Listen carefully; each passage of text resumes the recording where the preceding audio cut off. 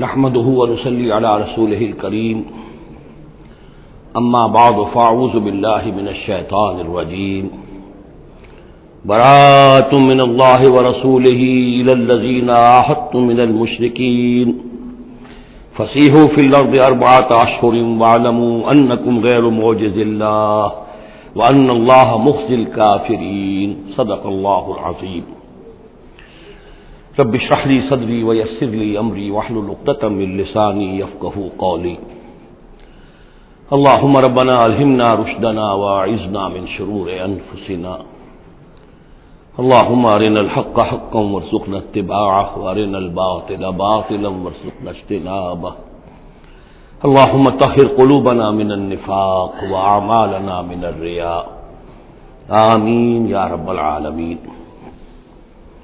اب ہم اللہ کے نام سے سورہ توبہ کا آغاز کر رہے ہیں۔ یہ سورہ مبارکہ تجزیے کے اعتبار سے قرآن حکیم کی مشکل ترین صورت ہے۔ اس میں کئی خطبات ہیں جو مختلف مواقع پر نازل ہوئے ہیں، اور چونکہ قرآن مجید میں یہ چیز محفوظ نہیں ہے کہ کون سا خطبہ کس وقت نازل ہوا، اس کے حوالے سے بڑی تحقیق کی ضرورت ہوتی ہے، اور جن لوگوں نے اتنی تکلیف گوارا نہیں کی ہے وہ بہت سے مغالطوں میں خود بھی مبتلا ہوئے ہیں اور دوسروں کو بھی مبتلا کیا ہے۔ بہرحال پہلی بات تو یہ سمجھیے کہ یہ سورہ مبارکہ 2 بڑے بڑے حصوں پر مشتمل ہے۔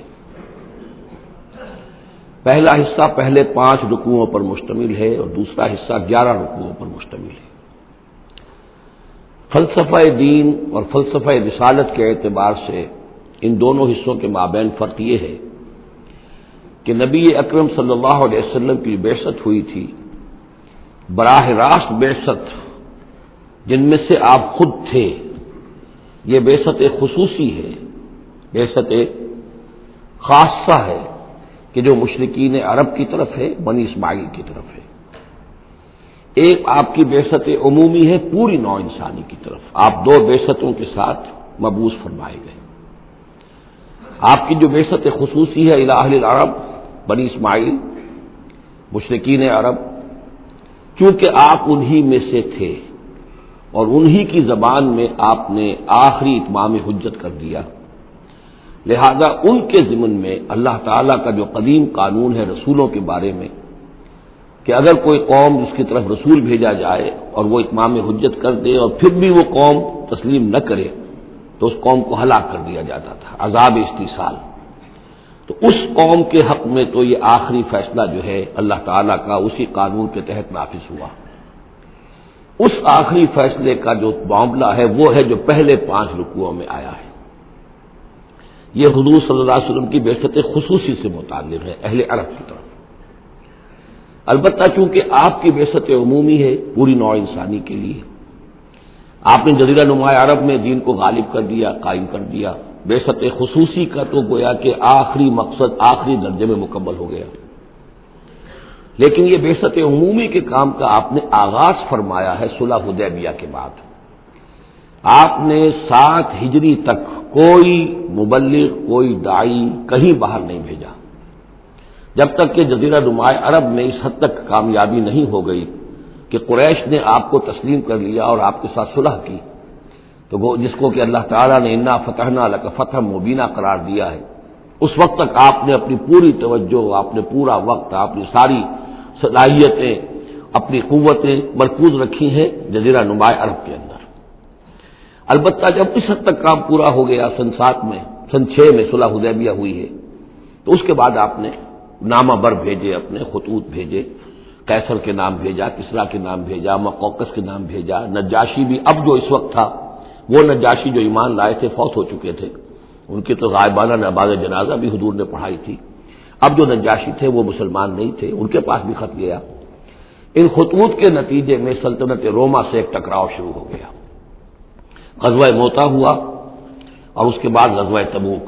یہ جو 2 غزوات ہیں ان کا تعلق حضور کی بعثت عمومی سے ہے کہ اب بیرون ملک عرب آپ کی دعوت کا اور آپ کی اقامت دین کی جد و جہد کا دائرہ وسیع ہو رہا ہے۔ تو 11 رکوع سورہ مبارکہ کے اس سے بحث کر رہے ہیں۔ وہ غزوہ تبوک کے گرد ہیں۔ ان میں سے 4 رکوع وہ ہیں کہ جو غزوہ تبوک کے لیے ذہنی تیاری کے لیے، اور اس کے بعد کچھ آیات وہ ہیں کہ جو تبوک جاتے ہوئے اور تبوک سے واپسی پر نازل ہوئی، اور کچھ حصہ وہ ہے جو تبوک سے واپس آ کر نازل ہوا۔ وہ تو ہے 11 رکوع جو 6 سے شروع ہو کر 16 تک جائیں گے مسلسل۔ البتہ پہلے 5 رکوع وہ ہیں کہ جن میں اندرون جزیرہ نمائے عرب، اندرون ملک آپ کے جو مشن تھا اس کی تکمیل کا جو آخری مرحلہ تھا اس کا اعلان ہو رہا ہے۔ اب یہ جو 5 رکوع ہیں ان میں بھی ایک عجیب تقسیم ہے۔ ان میں 2 رکوع وہ ہیں کہ جو سن 8 ہجری میں فتح مکہ سے قبل نازل ہوئے، ان میں تیار کیا گیا ہے مسلمانوں کو فتح مکہ کے لیے کہ وہ نکلیں، اور ساری رد و قدا ہو رہی ہے کچھ لوگوں کی طرف سے، کچھ منافقین کی طرف سے، کچھ سادہ دل مسلمانوں کی طرف سے، نیک دل مسلمانوں کی طرف سے، کچھ ایسے لوگوں کی طرف سے کہ جن کے وہاں رشتہ دار ہیں کہ اب اگر جنگ ہوگی اور جا کر ہم حملہ کریں گے مکے پر تو اس سے یہ ہے کہ ان رشتہ داروں کو بھی غضب پہنچے گا۔ کچھ ایسے مسلمان تھے جن کی فیملیز وہاں تھیں اور انہیں اندیشہ تھا کہ وہ کہیں جب یہ چکی پیسے گی تو کہیں گندم کے ساتھ گھن بھی نہ پس جائے۔ تو ایک رد و قدا ہے جو ان 2 رکوعوں میں آپ کو ملے گی کہ جو نازل ہوئے ہیں سن 8 میں فتح مکہ سے قبل، اور 3 رکوع وہ ہیں کہ جو نازل ہوئے ہیں سن 9 میں ذی قعدہ کے بعد۔ اور یہ جب کہ فتح مکہ ہو چکا، اس سال حضور نے حج نہیں کیا، پھر اگلے سال آپ نے بھی دوبارہ حج نہیں کیا، لیکن آپ نے ایک قافلہ بھیج دیا تھا کہ وہ جائے، اور اس کے امیر کی حیثیت سے حضرت ابوبکر صدیق رضی اللہ تعالی عنہ تھے امیر الحج۔ لیکن جب وہ قافلہ روانہ ہو چکا تھا ذی قعدہ سن 9 میں، تو پھر وہ آیات نازل ہوئیں کہ جو 3 رکوعوں پر مشتمل ہیں، جن میں آخری اعلان کیا گیا ہے کہ اب آئندہ یہاں کوئی مشرک حج کے لیے نہیں آئے گا۔ سن 9 کا حج وہ مشترک تھا، اس میں اہل ایمان بھی تھے اور اہل شرک بھی تھے، مشرکین مکہ بھی تھے، ان کو بھی اجازت تھی۔ اور وہاں اعلان کیا گیا کہ آئندہ مشرکین کے ساتھ اللہ کا کوئی معاہدہ نہیں ہے، اور ایک مہلت دی جا رہی ہے اتنے وقت معین کی، اس کے اندر یا تو وہ اسلام لے آئیں اور یا ان کا قتل عام ہو جائے گا۔ یہ سخت ترین آیات ہے قرآن مجید کی کہ جو اس حصے میں نازل ہوئی ہیں، لیکن اس کا فلسفہ سمجھ لیجئے، یہ قائم مقام ہے اس عذاب استیصال کے جو عذاب قوم نوح پر آیا، قوم ہود پر آیا، قوم صالح پر آیا، قوم شعیب پر آیا، سدوم اور عمورہ کی بستیوں پر آیا، آل فرعون پر آیا، وہ اب مشرکین عرب پر اس لیے آنا ضروری تھا کہ ان کی طرف حضور بھیجے گئے، انہی کی زبان میں کتاب اتار دی گئی، ان پہ اتمام حجت ہو گیا، حق مبرہن ہو گیا۔ اب اگر وہ ایمان نہیں لا رہے ہیں تو عذاب استیصال کے مستحق ہو چکے ہیں۔ البتہ یہ کہ انہیں پہلی قسم جو دی گئی عذاب کی وہ تو غزوہ بدر کی شکل میں تھی، اب آخری یہ ہے کہ چیلنج کر دیا گیا کہ اب اتنی مدت کے اندر اگر تم ایمان لے آؤ گے تو تمہاری خیریت ہے، نہیں لاؤ گے تو تمہیں قتل کر دیا جائے گا۔ اور اس میں خود بخود امپلائڈ تھی یہ بات کہ اگر تم نہ ایمان لانا چاہو نہ قتل ہونا چاہو تو جزیرہ نمائے عرب کو خیر بات کہہ کے چلے جاؤ، جہاں سینگ سمائے چلے جاؤ، اب عرب میں نہیں رہ سکتے۔ اس جزیرہ نمائے عرب کو پاک کر دیا جائے گا شرک سے۔ تو 2 رکوع وہ 3 یہ، اب اس میں ایک اور کمپلیکیشن ہے، یہ 2 رکوع پہلے اور 3 رکوع بعد میں، ترتیب زمانی تو یہ ہے، ان 3 رکوعوں کا ایک رکوع پہلے نکال کے لے آیا گیا ہے۔ جیسے میں نے کہا تھا کہ سورہ انفال میں ایک آیت جو تھی کہ جو بڑی اہم تھی اور جو بڑی یوں سمجھیے کہ ایک حساس مسئلے پر تھی کہ مال غنیمت کا کیا ہوگا، اس کو پہلے لے آئے، حالانکہ اس کا اصل حکم، اس کی اصل بحث جو ہے وہ سورت کے اندر چل رہی ہے، جا کے وصل میں آ رہی ہے۔ اسی طریقے سے قرآن کا اسلوب ہے کہ جو خاص بہت اہم شے تھی، اگرچہ وہ ان 3 رکوعوں سے متعلق ہے جو بعد میں نازل ہوئے ہیں، لیکن ان کو سب سے پہلے صورت میں رکھ دیا گیا ہے۔ تو گویا کہ پہلے 5 رکوع بھی 3 حصوں میں ہیں۔ پہلا رکوع جو 6 آیات پر مشتمل ہے، یہ وہ 6 آیات ہیں جن کو دے کر حضرت علی کو بھیجا حضور نے صلی اللہ علیہ وسلم، وہاں جا کر حج کے اعلان کرو، اعلان عام کر دو میری طرف سے کہ اب مشرکین کے ساتھ کوئی معاہدے نہیں۔ اس کے بعد وہ 2 رکوع ہیں جو 1 سال پہلے نازل ہوئے ہیں فتح مکہ سے قبل۔ پھر 2 رکوع وہی ہیں کہ جو ان 6 آیات کے تسلسل میں ہیں جو ذی قعدہ سن 9 ہجری میں نازل ہو رہے ہیں۔ تو یہ 3 حصوں میں پہلے 5 رکوع ہیں، لیکن ان 5 رکوع کا تعلق محمد الرسول اللہ صلی اللہ علیہ وسلم کی بعثت خصوصی کا جو تکمیلی مرحلہ ہے در حقیقت اس سے ہے۔ برات من اللہ ورسولہ، اعلان برات ہے، لا تعلقی کا اعلان ہے اللہ اور اس کے رسول کی طرف سے، الی الذین عاہدتم من المشرکین، ان لوگوں کی جانب جن سے اے مسلمانوں تم نے مشرکوں میں سے معاہدے کیے، اللہ کی طرف سے سارے معاہدے ختم۔ البتہ یہ بڑا کیٹیگوریکل سٹیٹمنٹ جو آیا ہے، اس کے بعد اس کے اندر تھوڑی تھوڑی وہ جو ہے تفصیل جب آئے گی تو اس میں رعایتیں دی گئی ہیں، لیکن اعلان ایسا ہے۔ اور اس صورت سے پہلے یہ واحد صورت ہے قرآن مجید کی جس سے پہلے آیت بسم اللہ نہیں ہوتی، اور اس کا سبب یہ بیان کیا ہے حضرت علی رضی اللہ تعالی عنہ نے کہ یہ صورت تو ننگی تلوار لے کر نازل ہوئی ہے۔ آیت بسم اللہ میں تو اللہ کے نام ہے الرحمن الرحیم، تو یہ صورت جو ہے یہ تو ننگی تلوار لے کر نازل ہوئی ہے۔ اہل شرک کے لیے جو اعلان اس میں کیا گیا ہے کہ ان کو قتل کیا جائے گا، قتل عام ہوگا، تو گویا کہ اس کے مضامین جو ہے اللہ تعالیٰ کی وہ رحمانیت اور رحیمیت کے ساتھ بظاہر ان کی مناسبت نہیں ہے، اس لیے اس صورت سے قبل آیت بسم اللہ نہیں لکھی جاتی۔ واللہ عالم۔ برات من اللہ ورسولہ الی الذین عاہدتم من المشرکین، اعلان برات ہے، اعلان لا تعلقی ہے اللہ اور اس کے رسول کی طرف سے ان تمام لوگوں سے کہ جن سے مسلمانوں نے معاہدے کیے۔ فسیحوا فی الارض اربعۃ اشہر، تو گھوم پھر لو اس زمین میں یعنی اس جزیرہ نما عرب میں 4 مہینے کی تمہیں مہلت دی جا رہی ہے۔ واعلموا انکم غیر معجز اللہ، اور جان لو کہ تم اللہ کو عاجز نہیں کر سکتے، اللہ کو شکست نہیں دے سکتے۔ وان اللہ مخزی الکافرین، اور اللہ تعالیٰ کافروں کو رسوا کر کے رہے گا۔ اب ان کے لیے یہ آخری جو ہے قسط جو ہے اللہ تعالیٰ کی طرف سے عذاب کی وہ آ کر رہے گی۔ یہ جو کیٹیگوریکل سٹیٹمنٹ آیا ہے یہ ان معاہدوں کے ضمن میں تھا کہ جن میں کوئی میعاد معین نہیں تھی، غیر میعادی معاہدے۔ عام معاہدہ ہے دوستی کا، نو وار پیکٹ ہے، اس کے لیے کوئی ٹائم لمٹ نہیں ہے، ان کے لیے تو کھلم کھلا کہہ دیا کہ ٹھیک ہے 4 مہینے کی ہم مہلت دے رہے ہیں، اس کے بعد ہمارا کوئی معاہدہ نہیں۔ اور یہ بالکل معقول بات ہے، اس لیے کہ ایک ہی دن میں نہیں کیا ہے۔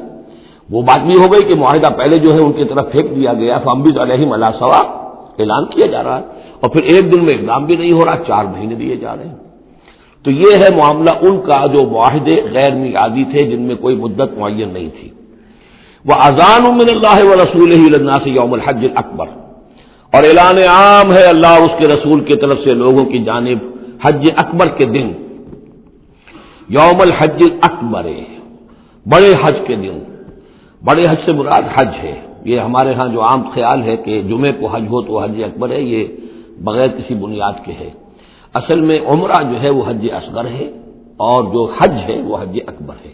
عمرہ بھی ایک چھوٹا حج ہے، تو وہاں اکبر اور اصغر اس اعتبار سے ہوتے ہیں۔ تو یوم الحج الاکبر، جب جو حج آ رہا ہے اس دن، ان اللہ بریء من المشرکین ورسولہ، اعلان عام، چونکہ حج میں تو تمام اطراف و اکناف جو ہیں جزیرہ نما عرب کے وہاں سے لوگ آئے ہوئے ہیں، تو اعلان عام ہو جائے گا کہ اللہ تعالیٰ بری ہے، الگ ہے، اس کا کوئی معاہدہ مشرکین کے ساتھ نہیں ہے، نہ صرف اللہ بلکہ اس کے رسول بھی۔ وَإِن تُبْتُمْ فَهُوَ خَيْرٌ لَكُمْ، اور اگر تم باز آ جاؤ، توبہ کر لو تو تمہارے لیے بہتر ہے، اسی میں خیریت ہے۔ وَإِن تَوَلَّيْتُمْ، اگر تم پیٹھ موڑ لو گے، روگردانی کرو گے، فَاعْلَمُوا أَنَّكُمْ غَيْرُ مُعْجِزِ اللَّهِ، تو سن رکھو تم اللہ کو عاجز نہیں کر سکتے، تم اللہ کو شکست نہیں دے سکتے۔ وَبَشِّرِ الَّذِينَ كَفَرُوا بِعَذَابٍ أَلِيمٍ، اور ان کافروں کو اے نبی بشارت دے دیجئے دردناک عذاب کی۔ إِلَّا الَّذِينَ عَاهَدتُّم مِّنَ الْمُشْرِكِينَ، اب یہاں ایک استثناء ہو رہا ہے، یہ ہے جن کے ساتھ میعادی معاہدے تھے، 2 سال کا معاہدہ ہے، 1 سال کا معاہدہ ہے، 6 ماہ کا معاہدہ ہے، اس کو مستثنیٰ رکھا۔ غیر میعادی معاہدہ تھا اس کی اعلان کر دیا اور 4 مہینے کی مہلت دے دی۔ جو میعادی تھا اس کو فرمایا الا الذین عاہدتم من المشرکین، ہاں اس کے سوا وہ لوگ ہوں گے کہ جن سے تم نے مسلمانوں مشرکین میں سے جن سے معاہدے کیے، ثم لم ينقصوکم شیئا، پھر انہوں نے کوئی کمی نہیں کی، کوئی شے جو ہے جو بھی شرائط تھی اس میں سے کسی میں کوئی کمی نہیں کی، وہ اپنے معاہدے کی شرائط کی پابندی کرتے رہے۔ وَلَمْ يُظَاهِرُوا عَلَيْكُمْ، اور نہ تم پر تمہارے دشمنوں کی کوئی مدد کی، احدن کسی کی بھی، فَأَتِمُّوا إِلَيْهِمْ عَهْدَهُمْ، تو ان کے لیے ان کی مدت مکمل کر دو، الی مدتہم، جو بھی مدت ہے، کسی کی 2 سال کی ہے، کسی کی 6 مہینے کی ہے، تو جو میعادی معاہدہ ہے اس کی بشرطے کہ ان کی طرف سے کوئی خلاف ورزی نہ ہوئی ہو تو ان کی مدت جو ہے وہ پوری کر دو۔ ان اللہ یحب المتقین، یقینا اللہ تعالیٰ تقوی والوں کو پسند کرتا ہے۔ فَإِذَا انْسَلَخَ الْأَشْهُرُ الْحُرُمُ، جب یہ مہینے جو رعایت کے مہینے ہیں، پناہ کے مہینے ہیں، یعنی دو شکلیں ہو گئی، جیسے عورت کی جو عدت ہوتی ہے، فرض کیجئے کہ طلاق دی گئی تو ایک عدت تو یہ ہے کہ 3 ماہ جو ہے یا 3 حیض آ گئے، لیکن اگر وہ اگر حاملہ ہے تو وضع حمل تک وہ عدت رہے گی۔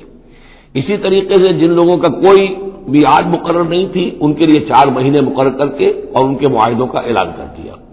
جن کی میعاد مقرر تھی کہا کہ جیسے ہی میعاد ختم ہوگی پھر معاہدہ نہیں ہوگا، اب یہ رینیو نہیں ہوگا، لیکن یہ کہ اس مدت کی تکمیل کر دی جائے گی۔ فَإِذَا انسَلَخَ الْأَشْهُرُ الْحُرُمُ، اور جب یہ محترم مہینے سمجھ لیجئے، اس لیے کہ اب یہ ان کے لیے جو امان کے مہینے ہیں جو تمہیں دے دیے گئے ہیں، جب یہ ختم ہو جائیں گے، فَاقْتُلُوا الْمُشْرِكِينَ حَيْثُ وَجَدتُّمُوهُمْ، تو قتل کرو ان مشرکوں کو جہاں پاؤ۔ یہ سخت ترین الفاظ ہیں۔ وَخُذُوهُمْ، پکڑو ان کو، وَاحْصُرُوهُمْ، گھیراؤ کرو ان کا، وَاقْعُدُوا لَهُمْ كُلَّ مَرْصَدٍ، اور ہر جگہ گھات لگا کر بیٹھو ان کو پکڑنے کے لیے۔ یہ آخری ہے جو گویا کہ ان کی رسوائی، اب ظاہر بات ہے یہ آیات پڑھ کر سنائی گئی، مشرکین موجود تھے، اس سے بڑی رسوائی اور کیا ہوگی؟ کس انداز میں اب انہیں چیلنج کیا جا رہا ہے؟ یہ رسوائی، واللہ مخزی الکافرین، اللہ ان کافروں کو رسوا کر کے رہے گا۔ حضرت علی کو بھیجا گیا اس لیے کہ قافلہ روانہ ہو چکا تھا، پھر یہ آیتیں اتری ہیں 6، تو ان آیتوں کو دے کر حضور نے بھیجا کہ علی جاؤ اور میرے نمائندے کی حیثیت سے حج کے اجتماع میں تم اعلان کرو، اس لیے کہ عرب کا رواج یہ تھا کہ کسی بڑی شخصیت کی طرف سے اتنا بڑا اعلان وہ کوئی اس کا قریبی عزیز کر سکتا تھا۔ تو وہ قافلہ حج جو ہے کہیں پڑاؤ پر تھا، درمیان میں حضرت علی پہنچے، امیر تھے حضرت ابوبکر رضی اللہ تعالی عنہ۔ تو جب حضرت علی وہاں پہنچے ہیں تو پہلا سوال کیا حضرت ابوبکر نے، امیر او مامور، آپ امیر بنا کر بھیجے گئے یا مامور؟ اگر تو مجھے معذور کر کے آپ کو امیر بنا کر بھیجا ہے حضور نے تو آپ یہاں بیٹھیے، میں ادھر بیٹھوں گا، لیکن اٹ مسٹ بی نون ہو از ہو، اور اگر آپ مامور ہیں میں ہی امیر ہوں تب بھی ٹھیک ہے، لیکن معلوم ہونا چاہیے۔ یہ نظم کا معاملہ ہے دین کے اندر، جماعتی زندگی، اور مسلمانوں کا حال یہ ہو گیا کہ سب سے زیادہ غیر منظم قوم دنیا میں مسلمانوں کی۔ یہاں یہ کہ آتے ہی پہلی بات یہ ہو رہی ہے امیرون اور مامورون، بات طے ہو جانی چاہیے۔ آپ امیر ہو کر آئے ہیں تو میں چارج دیتا ہوں آپ کو، اور مامور ہے تو مجھے معلوم ہونا چاہیے۔ ان کا مامورون، میں مامور ہی بنا کے بھیجا گیا ہوں، امیر الحج آپ ہی ہیں۔ البتہ ان آیات کا اعلان میں کروں گا حضور کی طرف سے حج کے اجتماع میں، اس میں یہ اعلان ہو رہا ہے۔ فَإِذَا انسَلَخَ الْأَشْهُرُ الْحُرُمُ فَاقْتُلُوا الْمُشْرِكِينَ حَيْثُ وَجَدتُّمُوهُمْ وَخُذُوهُمْ وَاحْصُرُوهُمْ وَاقْعُدُوا لَهُمْ كُلَّ مَرْصَدٍ فَإِن تَابُوا وَأَقَامُوا الصَّلَاةَ وَآتَوُا الزَّكَاةَ، پھر اگر وہ توبہ کریں، نماز قائم کریں، زکوٰۃ ادا کریں، فَخَلُّوا سَبِيلَهُمْ، تو ان کا راستہ چھوڑ دو، کھول دو، مجھ مسلمان ہو گئے۔ ان اللہ غفور الرحیم، یقیناً اللہ غفور الرحیم ہے۔ وَإِنْ أَحَدٌ مِّنَ الْمُشْرِكِينَ اسْتَجَارَكَ، اور اگر مشرکین میں سے کوئی شخص آپ سے پناہ طلب کرے، حتیٰ یسمع کلام اللہ، اتنا بڑا ہمیں الٹیمیٹم دے دیا گیا ہے، بہت سے لوگ ہوں گے ابھی تک انہوں نے توجہ کی ہی نہیں، سوچا ہی نہیں محمد کیا کہہ رہے ہیں، کیا دعوت ہے۔ اب یہ کہ تمام جزیرہ نما عرب کے لوگوں کو اتنا بڑا الٹیمیٹم آ گیا ہے تو وہ سنجیدگی سے سوچنے پہ مجبور ہوئے کہ یہ کیا بات ہے، کیا دعوت ہے جس کے لیے ہمیں یہ الٹیمیٹم دے دیا گیا۔ تو اگر ان میں سے کوئی آپ سے امن مانگے، امان مانگے، پناہ طلب کرے تاکہ وہ آپ کے پاس آ کر اللہ کا کلام سنے، حتیٰ یسمع کلام اللہ، یہ آج میں نے کوٹ کی تھی تعارف قرآن میں کہ قرآن اللہ کا کلام ہے، وہ اس حوالے سے حتیٰ یسمع کلام اللہ، یہاں تک کہ وہ آپ کے پاس آئیں، اللہ کا کلام سنیں، ثم ابلغہ ما امنہ، پھر انہیں ان کی امن کی جگہ پر پہنچا دیں۔ یہ نہ ہو کہ وہیں کہ اب کرو فیصلہ، اسلام قبول کرتے ہو نہیں کرتے ورنہ تمہاری گردن اڑاتے ہیں، نہیں، وہ امان لے کر آیا تھا، کلام اللہ سننا چاہتا تھا، اب فیصلہ وہ جو بھی کرے لیکن اس کو جا کر اپنے گھر اس کے امن کی جگہ تک پہنچا دو۔ ثم ابلغہ ما امنہ ذالک بانہم قوم لا یعلمون، اور یہ اس لیے کہ یہ لوگ ہیں جو علم نہیں رکھتے، انہیں پتہ ہی نہیں ہے، یہ ابھی تک غافل ہی رہے، انہوں نے سنجیدگی سے سوچا ہی نہیں ہے کہ یہ دعوت کیا ہے۔ یہ 6 آیات جو ہیں ان کا سلسلہ اب جڑے گا چوتھے رکوع کے ساتھ جا کر۔ اب جو دوسرا رکوع اور تیسرا رکوع آ رہے ہیں یہ ہے کہ جو سن 8 ہجری میں فتح مکہ سے قبل نازل ہوئے، اور اس میں مسلمانوں کو آمادہ کیا جا رہا ہے قریش کے خلاف جنگ کرنے کے لیے۔ اگرچہ جنگ بالفعل نہیں ہوئی لیکن کیا معلوم تھا، ممکن ہے خون ریزی ہو جائے، ممکن ہے مکے کی گلیاں جو ہیں وہ خون کی ندیاں جو ہے اس میں بہنے لگے، سارے اندیشے تھے۔ وہ تو جو ہو گیا وہ تو بعد میں معلوم ہوا کہ کیا ہوا ہے، لیکن بہرحال اس میں جو ریلیکٹنس تھی، کچھ لوگوں میں بربنائے منافقت، کچھ لوگوں میں بربنائے شرافت اور ایک سادہ لوحی، کچھ لوگوں میں اس وجہ سے کہ ان کے اعزاء اور اقربا وہاں تھے اور انہیں اندیشہ یہ تھا کہ کہیں وہ گیہوں کے ساتھ وہ گھن بھی نہ پس جائے۔ کیف یکون للمشرکین عہد عند اللہ وعند رسولہ، اصل میں یوں ذہن میں رکھیے کہ جو صلح حدیبیہ ہوئی تھی اس کو خود قریش کے حلیف قبیلے نے توڑ دیا، اور اب حضور صلی اللہ علیہ وسلم سے آج سیرت میں آپ نے پڑھا ہی ہوگا کہ ابو سفیان جو سردار ہیں مکے کے، وہ آئے ہیں چل کر یہ درخواست لے کر کہ حضور اس صلح کی تجدید کر دیجئے۔ حضور نے تجدید نہیں کی، سفارشیں بھی کروائیں انہوں نے جو بھی کروا سکتے تھے، حضرت علی سے کوشش کی، اپنی بیٹی حضرت ام حبیبہ رضی اللہ تعالی عنہا وہ حضور کی زوجہ محترمہ تھی، وہاں گئے، انہوں نے بھی کوئی حوصلہ نہ دیا، بلکہ وہاں تو واقعی اور ہو گیا کہ وہ گئے اپنی بیٹی کے ہاں، حضور کا بستر بچھا ہوا تھا، بیٹھنے لگے تو ام حبیبہ رضی اللہ تعالی عنہا نے فرمایا کہ ابا جان ذرا ٹھہریے، وہ چھٹک کر کھڑے رہ گئے تو بستر طے کر دیا، اب بیٹھ جائیے۔ اب یہ سردار قریش انہوں نے کہا کہ یہ بستر میرے لائق نہیں تھا یا میں اس بستر کے لائق نہیں تھا۔ حضرت ام حبیبہ فرماتی ابا جان آپ اس بستر کے لائق نہیں ہیں، یہ نبی کا بستر ہے اور آپ ناپاک ہیں، آپ مشرک ہیں، تو اب کیا کہیں، ان سے سفارش کرو گے؟ معلوم ہوا کہ وہ ساری گئے تو تھے اس لیے کہ بیٹی سے سفارش کروا دیں گے تو شاید زبان میں نہ کھل سکی ہو، پر اس وقت ہو سکتا ہے کہ بہت سے لوگوں نے یہ چیمے گوئیاں کی ہو کہ دیکھیے اچھی بات نہیں ہے، صلح اچھی بات ہوتی ہے، اب یہ قریش کا سردار آیا ہے، گڑ گڑا رہا ہے، سفارشیں کروا رہا ہے، تو صلح کر لینی چاہیے، کیوں صلح نہیں کر رہے حضور؟ اس کو پس منظر میں رکھیے، تب یہ آیتیں آپ کی سمجھ میں آئیں گی۔ کیف یکون للمشرکین عہد عند اللہ، کیسے ہو سکتا ہے مشرکین کے لیے کوئی عہد اللہ کے نزدیک، وعند رسولہ اور اس کے رسول کے نزدیک، الا الذین عاہدتم من المسجد الحرام، سوائے ان کے کہ جن کے ساتھ تم نے معاہدہ کیا تھا مسجد حرام کے پاس، صلح حدیبیہ، فما استقاموا لکم فاستقیموا لہم، تو جب تک وہ اس پر قائم رہے، سیدھے رہے تمہارے لیے، تم بھی قائم رہو، سیدھے رہو، ان اللہ یحب المتقین، لیکن اللہ تعالیٰ متقیوں کو پسند کرتا ہے۔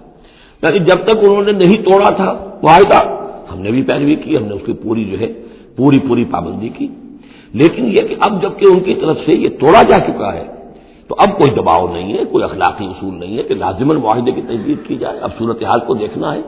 حضور کو پورا اندازہ ہو چکا تھا کہ اب ان مشرکین میں اتنا دم نہیں ہے کہ وہ مقابلہ کر سکے، تو معاہدے کا مطلب کیا ہوتا کہ کفر اور شرک کو ایک فریش لیز آف ایگزسٹنس دے دیا جائے، 10 سال کے لیے اگر معاہدہ کرے، 10 سال کے لیے کفر جو ہے ڈنکا بجائے گا حرم کے اندر اور مکے کے اندر، تو حضور کو پورا اندازہ تھا، اس لیے آپ نے تجدید نہیں کی۔ کیف وَإِن يَظْهَرُوا عَلَيْكُمْ، کیسے جبکہ اگر وہ تم پر کہیں قابو پا لیں، غالب آ جائیں، لا يرقبوا منکم الا ولا ذمہ، تو ہرگز لحاظ نہیں کریں گے نہ تمہاری قرابت کا نہ عہد کا۔ ان کے ہاں تو نہ قرابت کے کوئی معنی ہے نہ معاہدے کے کوئی معنی ہے، معاہدہ جب بھی چاہا توڑ دیا، قرابت داری کے خلاف کیا۔ یرضونکم بافواہہم، اب وہ جو آئے ہیں صلح کی تجدید کرنے کے لیے اور چاپلوسی کر رہے ہیں، وہ چاہتے ہیں کہ تمہیں راضی کر لیں اپنے منہ سے، وتابا قلوبہم، اب بھی ان کے دل انکاری ہیں، دل اب بھی نہیں مان رہے، واکثرہم فاسقون، اور ان کی اکثریت فاسقین پر مشتمل ہے۔ اشتروا بآیات اللہ ثمنا قلیلا، یہ وہی لوگ ہیں جنہوں نے اللہ کی آیات کو فروخت کیا ہے حقیر سی قیمت کے عوض، اپنی چودراہٹیں، اپنی سیادتیں، حق کو پہچاننے کے باوجود محمد رسول اللہ 13 برس تک ان کے ہاں 12 برس تک دعوت دیتے رہے، انہوں نے قرآن مجید کو رد کیا، فصدوا عن سبیلہ، لوگوں کو روکتے رہے، خود بھی رکے رہے اللہ کے راستے سے، انہم ساء ما كانوا يعملون، بہت ہی بڑا ہے ان کا عمل جو رہا ہے۔ لا يرقبون فی مومن الا ولا ذمہ، دوبارہ یہ کسی مومن کے حق میں نہ قرابت کا کوئی لحاظ کرتے ہیں نہ کسی عہد اور معاہدے کا کرتے ہیں، واولئک هم المعتدون، اور حقیقت میں یہی لوگ ہیں جو حد سے زیادہ تجاوز کرنے والے ہیں۔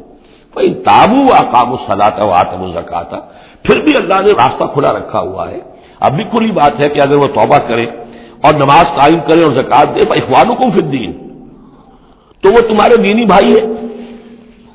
وَنُفَصِّلُ الْآيَاتِ لِقَوْمٍ يَعْلَمُونَ، اور ہم اپنی آیات کی تفصیل بیان کر رہے ہیں ان لوگوں کے لیے جو علم رکھتے ہیں، جو علم حاصل کرنا چاہیں۔ وَإِن نَكَثُوا أَيْمَانَهُم مِّن بَعْدِ عَهْدِهِمْ، اور اگر انہوں نے توڑ دیا ہے اپنی اس قسم کو اور معاہدے کو اس کے باندھنے کے بعد، وطعنوا فی دینکم، اور جبکہ وہ انہوں نے عیب لگایا ہے تمہارے دین کے معاملے میں، فقاتلوا ائمۃ الکفر، تو اب جنگ کرو ان کفر کے اماموں سے۔ یہ ہے الفاظ جو بہت نوٹ کرنے کے۔ ائمۃ الکفر کون تھے جزیرہ نما عرب میں؟ کافر تو سب تھے، مشرک سب تھے۔ ائمۃ الکفر، ائمۃ الشرک، یہ قریش تھے، متولی کعبے کے، بتوں کے مجاور، یہ سارا مرکز جو ہے شرک کا جو بنایا، اللہ کے گھر کو توحید کا مرکز تھا اسے شرک کا اڈا بنا دیا۔ یہ ہے امام۔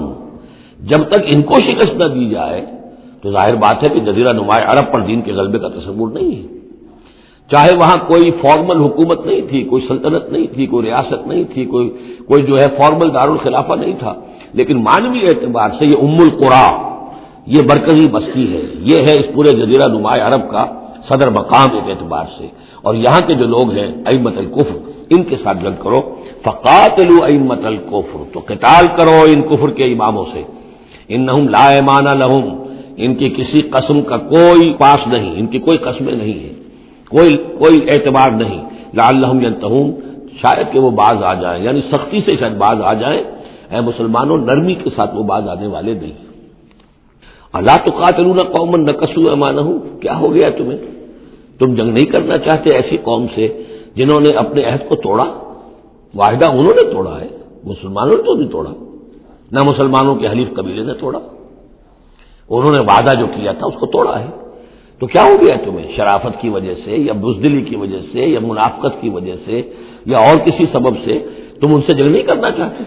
الا تقاتلون، کیا تم قتال نہیں کرنا چاہتے قوماً اس قوم سے نکثوا ایمانہم، جنہوں نے اپنی قسمیں توڑی، وہموا باخراج الرسول، یہی تو ہے کہ جنہوں نے رسول کو مکے سے نکلنے پر مجبور کیا، وہم بدؤکم اول مرہ، اور انہوں نے ہی آغاز کیا تھا۔ ظاہر بات ہے کہ کتنا مسلمانوں کو ستایا تھا مکے میں، مسلمانوں میں سے بعضوں کو شہید کیا تھا مکے میں، کتنوں کو تکلیفیں دی تھی، ٹارچر کیا تھا، پرسیکیوٹ کیا تھا، انہوں نے کیا پہلی مرتبہ۔ اتخشونہم، اب دیکھیے یہ ہے وہ سرچنگ کوسچن، اے مسلمانوں کیا ان سے ڈر رہے ہو؟ یہ کوئی بزدلی ہے جو تم پر طاری ہو گئی ہے؟ قریش کے خلاف اقدام سے گھبرا رہے ہو؟ اتخشونہم فاللہ احق ان تخشوہ ان کنتم مؤمنین، تو اگر تم مومن ہو تو اللہ زیادہ حقدار ہے کہ تم اس سے ڈرو۔ اب یہ اس کا حکم ہے، تمہیں اقدام آخری کرنا ہے۔ قاتلوہم، کرو جنگ ان سے، یعذبہم اللہ بایدیکم، اللہ تعالی عذاب دے گا انہیں تمہارے ہاتھوں، ویخزہم، اور ان کو رسوا کرے گا، وینصرکم علیہم، اور تمہاری مدد کرے گا ان کے خلاف، وَيَشْفِ صُدُورَ قَوْمٍ مُؤْمِنِينَ، اور اہل ایمان کے سینوں کی جلن کو دور کر دے گا، ٹھنڈک عطا فرمائے گا۔ یعنی اب بھی مکے میں ایسے لوگ تھے کہ جن پر ٹارچر ہو رہا تھا، وہ جو ضعیف تھے، جو نہیں کر سکتے تھے، سفر نہیں کر سکتے تھے، یا خواتین تھیں، تو ان کے اوپر جو بھی ظلم ہو رہے تھے، تو جب ان لوگوں کی اب درگت بنے گی تو ان کے بھی دلوں کو کچھ ٹھنڈک ملے گی، اور ان کو بھی کچھ نہ کچھ ان کے احساسات جو ہیں اس کے اندر کچھ سکون ہوگا۔ وَيُذْهِبْ غَيْظَ قُلُوبِهِمْ، ان کے دلوں میں جو غصہ بھرا ہوا، غم بھرا ہوا، اللہ تعالیٰ اسے نکالے گا۔ وَيَتُوبُ اللَّهُ عَلَىٰ مَن يَشَاءُ، اور اللہ تعالیٰ توبہ نصیب کر دے گا جس کو چاہے گا توبہ کی توفیق دے دے گا۔ وَاللَّهُ عَلِيمٌ حَكِيمٌ، اور اللہ تعالیٰ علیم اور حکیم ہے۔ اب تیسری مرتبہ وہ آیت آ گئی ہے قرآن میں، ام حسبتم ان تترکوا، ام حسبتم ان تدخلوا الجنة ولما يأتكم مثل الذين خلوا من قبلكم مستهم البأساء والضراء وزلزلوا حتى يقول الرسول والذين معه متى نصر الله ألا إن نصر الله قريب۔ اسی طرح پھر یہ آیت ہے 214 سورہ بقرہ کی، 142 سورہ آل عمران کی، ام حسبتم ان تدخلوا الجنة، اب یہ تیسری مرتبہ ام حسبتم ان تترکوا، اور یہ آیت نمبر 16 ہے، 1 اور 6 کو بھی جمع کریں گے تو 7 بنے گا۔ ام حسبتم ان تترکوا، تم چھوڑ دیے جاؤ گے، ولما یعلم اللہ الذین جاہدوا منکم، ابھی تو اللہ نے دیکھا ہی نہیں کون ہے تم میں سے حقیقتاً جہاد کرنے والے۔ دوسری قوموں کے خلاف جہاد کرنا اور تھا، اب اپنی قوم کے خلاف جہاد کرنے کے لیے جانا، ظاہر بات ہے کہ اس کے اندر ایک اور اضافی امتحان ہے جو اللہ تمہارا لے لینا چاہتا ہے۔ وَلَمْ يَتَّخِذُوا مِن دُونِ اللَّهِ وَلَا رَسُولِهِ وَلَا الْمُؤْمِنِينَ وَلِيًّا، اور دیکھ لینا چاہتا ہے اللہ کہ کون ہے وہ لوگ کہ جو اللہ کے سوا اور اس کے رسول کے سوا اور اہل ایمان کے سوا کسی کے ساتھ دلی تعلق، دلی محبت اور دلی رازداری کا کوئی تعلق نہیں رکھتے۔ یہ رشتے جب تک کٹیں گے نہیں ایمان کی تلوار سے، اس وقت تک تمہارا خلوص جو ہے اللہ کے ساتھ اور دین کے ساتھ وہ کیسے ثابت ہوگا؟ واللہ خبیر بما تعملون، اور جو کچھ تم کر رہے ہو اللہ اس سے باخبر ہے۔ ما کان للمشرکین ان یعمروا مساجد اللہ، ان مشرکوں کا تو یہ حق نہیں ہے کہ وہ آباد کریں اللہ کے گھروں کو۔ یہ مسجد ہے، اللہ کا گھر ہے، یہ بیت اللہ ہے، یہ مشرکین اس کے متولی بنے بیٹھے ہیں، ان کا کوئی حق نہیں ہے۔ یہ توحید کا مرکز ہے بیت اللہ۔ ما کان للمشرکین، نہیں ان کا یہ حق، ان یعمروا مساجد اللہ، یہ متولی بنے بیٹھے ہوئے اس کے، شاہدین علی انفسہم بالکفر، اپنے اوپر کفر کی گواہی دیتے ہوئے، یعنی اعلانیہ کافر ہیں، مشرک ہیں، اور پھر اس بیت اللہ کے متولی بنے ہوئے۔ اولئک حبطت اعمالہم، ان کے سارے اعمال حبط ہو گئے، یعنی حاجیوں کی خدمت کر دی، پانی پلا دیا، یہ کر دیا، وہ کر دیا، ان کی کوئی حیثیت اللہ کی نگاہ میں نہیں ہے۔ ان کے جو شرک ہے اور کفر ہے اس نے ان کے تمام اعمال حبط کر دیے۔ تو فی النار ہم خالدون، اور آگ ہی میں وہ رہیں گے ہمیشہ ہمیشہ۔ انما یعمر مساجد اللہ من آمن باللہ والیوم الآخر، مسجدیں اللہ کی مسجدوں کو آباد کرنا تو ان کا حق ہے جو ایمان لائے اللہ پر اور یوم آخر پر، واقام الصلاۃ، کا نماز قائم کریں، وآت الزکوٰۃ، اور زکوٰۃ ادا کریں، ولم یخش الا اللہ، اور نہ ڈرے کسی سے سوائے اللہ کے۔ فعسیٰ اولئک ان یکونوا من المہتدین، تو ایسے لوگ ہیں کہ جن کے بارے میں توقع ہے کہ وہ راہ یاب ہوں گے اور منزل مراد تک پہنچ جائیں گے۔ اجعلتم سقایۃ الحاج وعمارۃ المسجد الحرام کمن آمن باللہ والیوم الآخر، کیا تم نے حاجیوں کو پانی پلانا اور مسجد حرام کو آباد رکھنا اس کو برابر کر دیا ہے اس کے کہ جو شخص ایمان لایا اللہ پر اور یوم آخر پر، وجاہد فی سبیل اللہ، اللہ کی راہ میں جہاد کرے؟ یہ مشرکین مکہ، مشرکین قریش جو کیا کرتے ہیں، ان کا یہی کریڈٹ ان کا کیا ہے کہ بیت اللہ کو آباد رکھا ہوا ہے، حاجی آ رہے ہیں تو ان کی خدمت کر رہے ہیں، انہیں دودھ پانی پلا رہے ہیں، تو بس یہی تو کیا یہ چیزیں برابر ہو گئی ان کے کہ جو ایمان لائے اللہ پر اور یوم آخر پر اور جنہوں نے جہاد کیا اللہ کی راہ میں؟ لا یستوون عند اللہ، یہ دونوں برابر نہیں اللہ کے نزدیک۔ واللہ لا یہدی القوم الظالمین، اور اللہ ایسے ظالموں کو ہدایت نہیں دیتا۔ الذین آمنوا وہاجروا وجاہدوا فی سبیل اللہ باموالہم وانفسہم، وہ لوگ جو ایمان لائے، جنہوں نے ہجرت کی پھر جہاد کیا اللہ کی راہ میں اپنے مالوں سے اور اپنی جانوں سے، اعظم درجۃ من عند اللہ، ان کا بہت بلند و بالا اور بہت عظیم رتبہ ہے اللہ کے نزدیک۔ وَأُولَٰئِكَ هُمُ الْفَائِزُونَ، اور حقیقت میں وہی ہیں کامیاب ہونے والے۔ يُبَشِّرُهُمْ رَبُّهُم بِرَحْمَةٍ مِّنْهُ وَرِضْوَانٍ، انہیں بشارت دیتا ہے ان کا رب اپنی رحمت، خاص اپنے خزانہ فضل سے رحمت کی، ورضوان، اور رضامندی کی، وجنات لہم فیہا نعیم مقیم، اور ان باغات کی کہ جن کے اندر بہت ہمیشہ رہنے والی نعمتیں ہوں گی، خالدین فیہا ابدا، جن میں وہ رہیں گے ہمیشہ ہمیش۔ ان اللہ عندہ اجر عظیم، یقیناً اللہ تعالیٰ ہی کے پاس بہت بڑا اجر ہے۔ یا ایھا الذین آمنوا لا تتخذوا آباءکم واخوانکم، اب چونکہ کچھ مسلمانوں کو جیسا کہ میں نے عرض کیا یہ ہوگا کہ آخر وہ ہمارے باپ ہیں، وہاں پہ بھائی ہیں، اب یہ جنگ ہوگی، چلیے ابھی تک امید تھی کہ وہ لوگ شاید ایمان لے آئیں تو ہمارے ساتھ ہو جائیں، ابھی تک وہ ایمان نہیں لائے ہیں، اب اگر ادھر سے چڑھائی ہوگی ہمیں جانا پڑے گا، اپنے ہاتھوں جو ہے وہ اپنے رشتہ داروں کو، اپنے بھائی بندوں کو قتل کرنا پڑے گا، یہ چیز جو رکاوٹ بن رہی تھی، تو ذرا اب اس کے اوپر ایک ضرب لگ رہی ہے ان دو آیتوں میں، اور قرآن مجید کی اہم ترین آیتوں میں سے اگلی آیت ہے جو آئے گی اس کے بعد، آیت نمبر 24۔ یا ایھا الذین آمنوا لا تتخذوا آباءکم واخوانکم اولیاء، اے اہل ایمان اپنے باپوں اور بھائیوں کو اپنے ولی اور دوست اور حمایتی مت سمجھو، مت بناؤ۔ ان استحبوا الکفر علی الایمان، اگر انہوں نے ایمان کے مقابلے میں کفر کو پسند کیا ہے، اگر اب بھی تمہارے دل میں ان کے لیے محبت ہے اور تمہارے دل میں وہ تعلق جو ہے موجود ہے، تو اس کا مطلب یہ ہے کہ پھر ایمان کے ساتھ رشتہ تمہارا مضبوط نہیں ہے، اللہ کے لیے غیرت نہیں ہے، دین کے لیے، توحید کے لیے غیرت نہیں ہے۔ یا ایھا الذین آمنوا لا تتخذوا آباءکم واخوانکم اولیاء ان استحبوا الکفر علی الایمان ومن یتولھم منکم، تو جو کوئی بھی ان کے ساتھ وہ ولایت کا تعلق رکھے گا، دوستی اور جو پشت پناہی کا، فَأُولَٰئِكَ هُمُ الظَّالِمُونَ، تو خود وہ بھی پھر ظالموں میں شریک ہو جائیں گے۔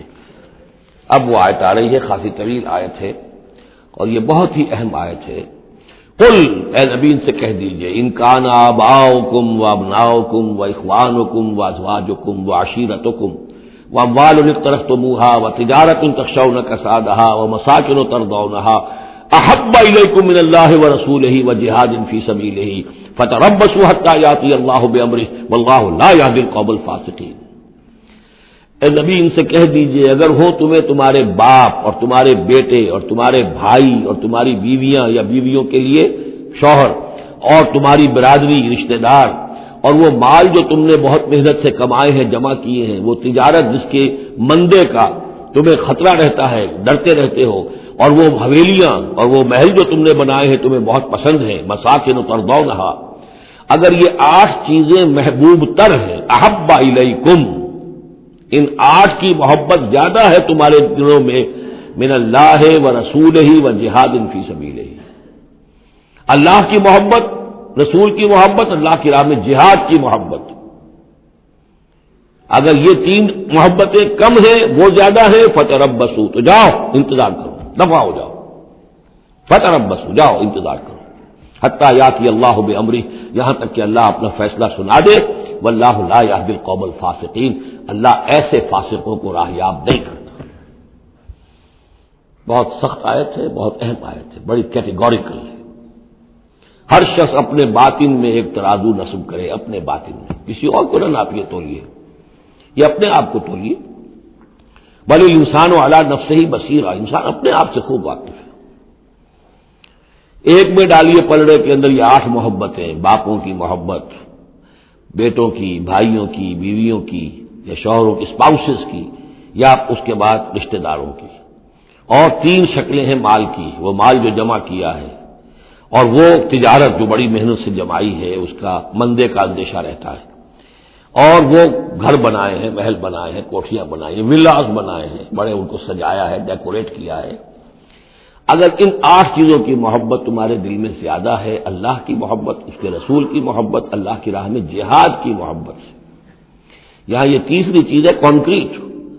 پہلی 2 تو آپ کہہ سکتے ہیں میرے دل میں بڑی محبت ہے، آپ کو کیا پتا، ٹھیک ہے بھائی، ہو سکتا ہے ٹنوں محبت ہو اللہ کی آپ کے دل میں، اور رسول کا بھی عشق ہو سکتا ہے کہ ٹنوں ہو آپ کے دل میں، لیکن تیسری محبت تو نظر آ جائے گی، اللہ کی راہ میں جہاد کی محبت کتنی ہے۔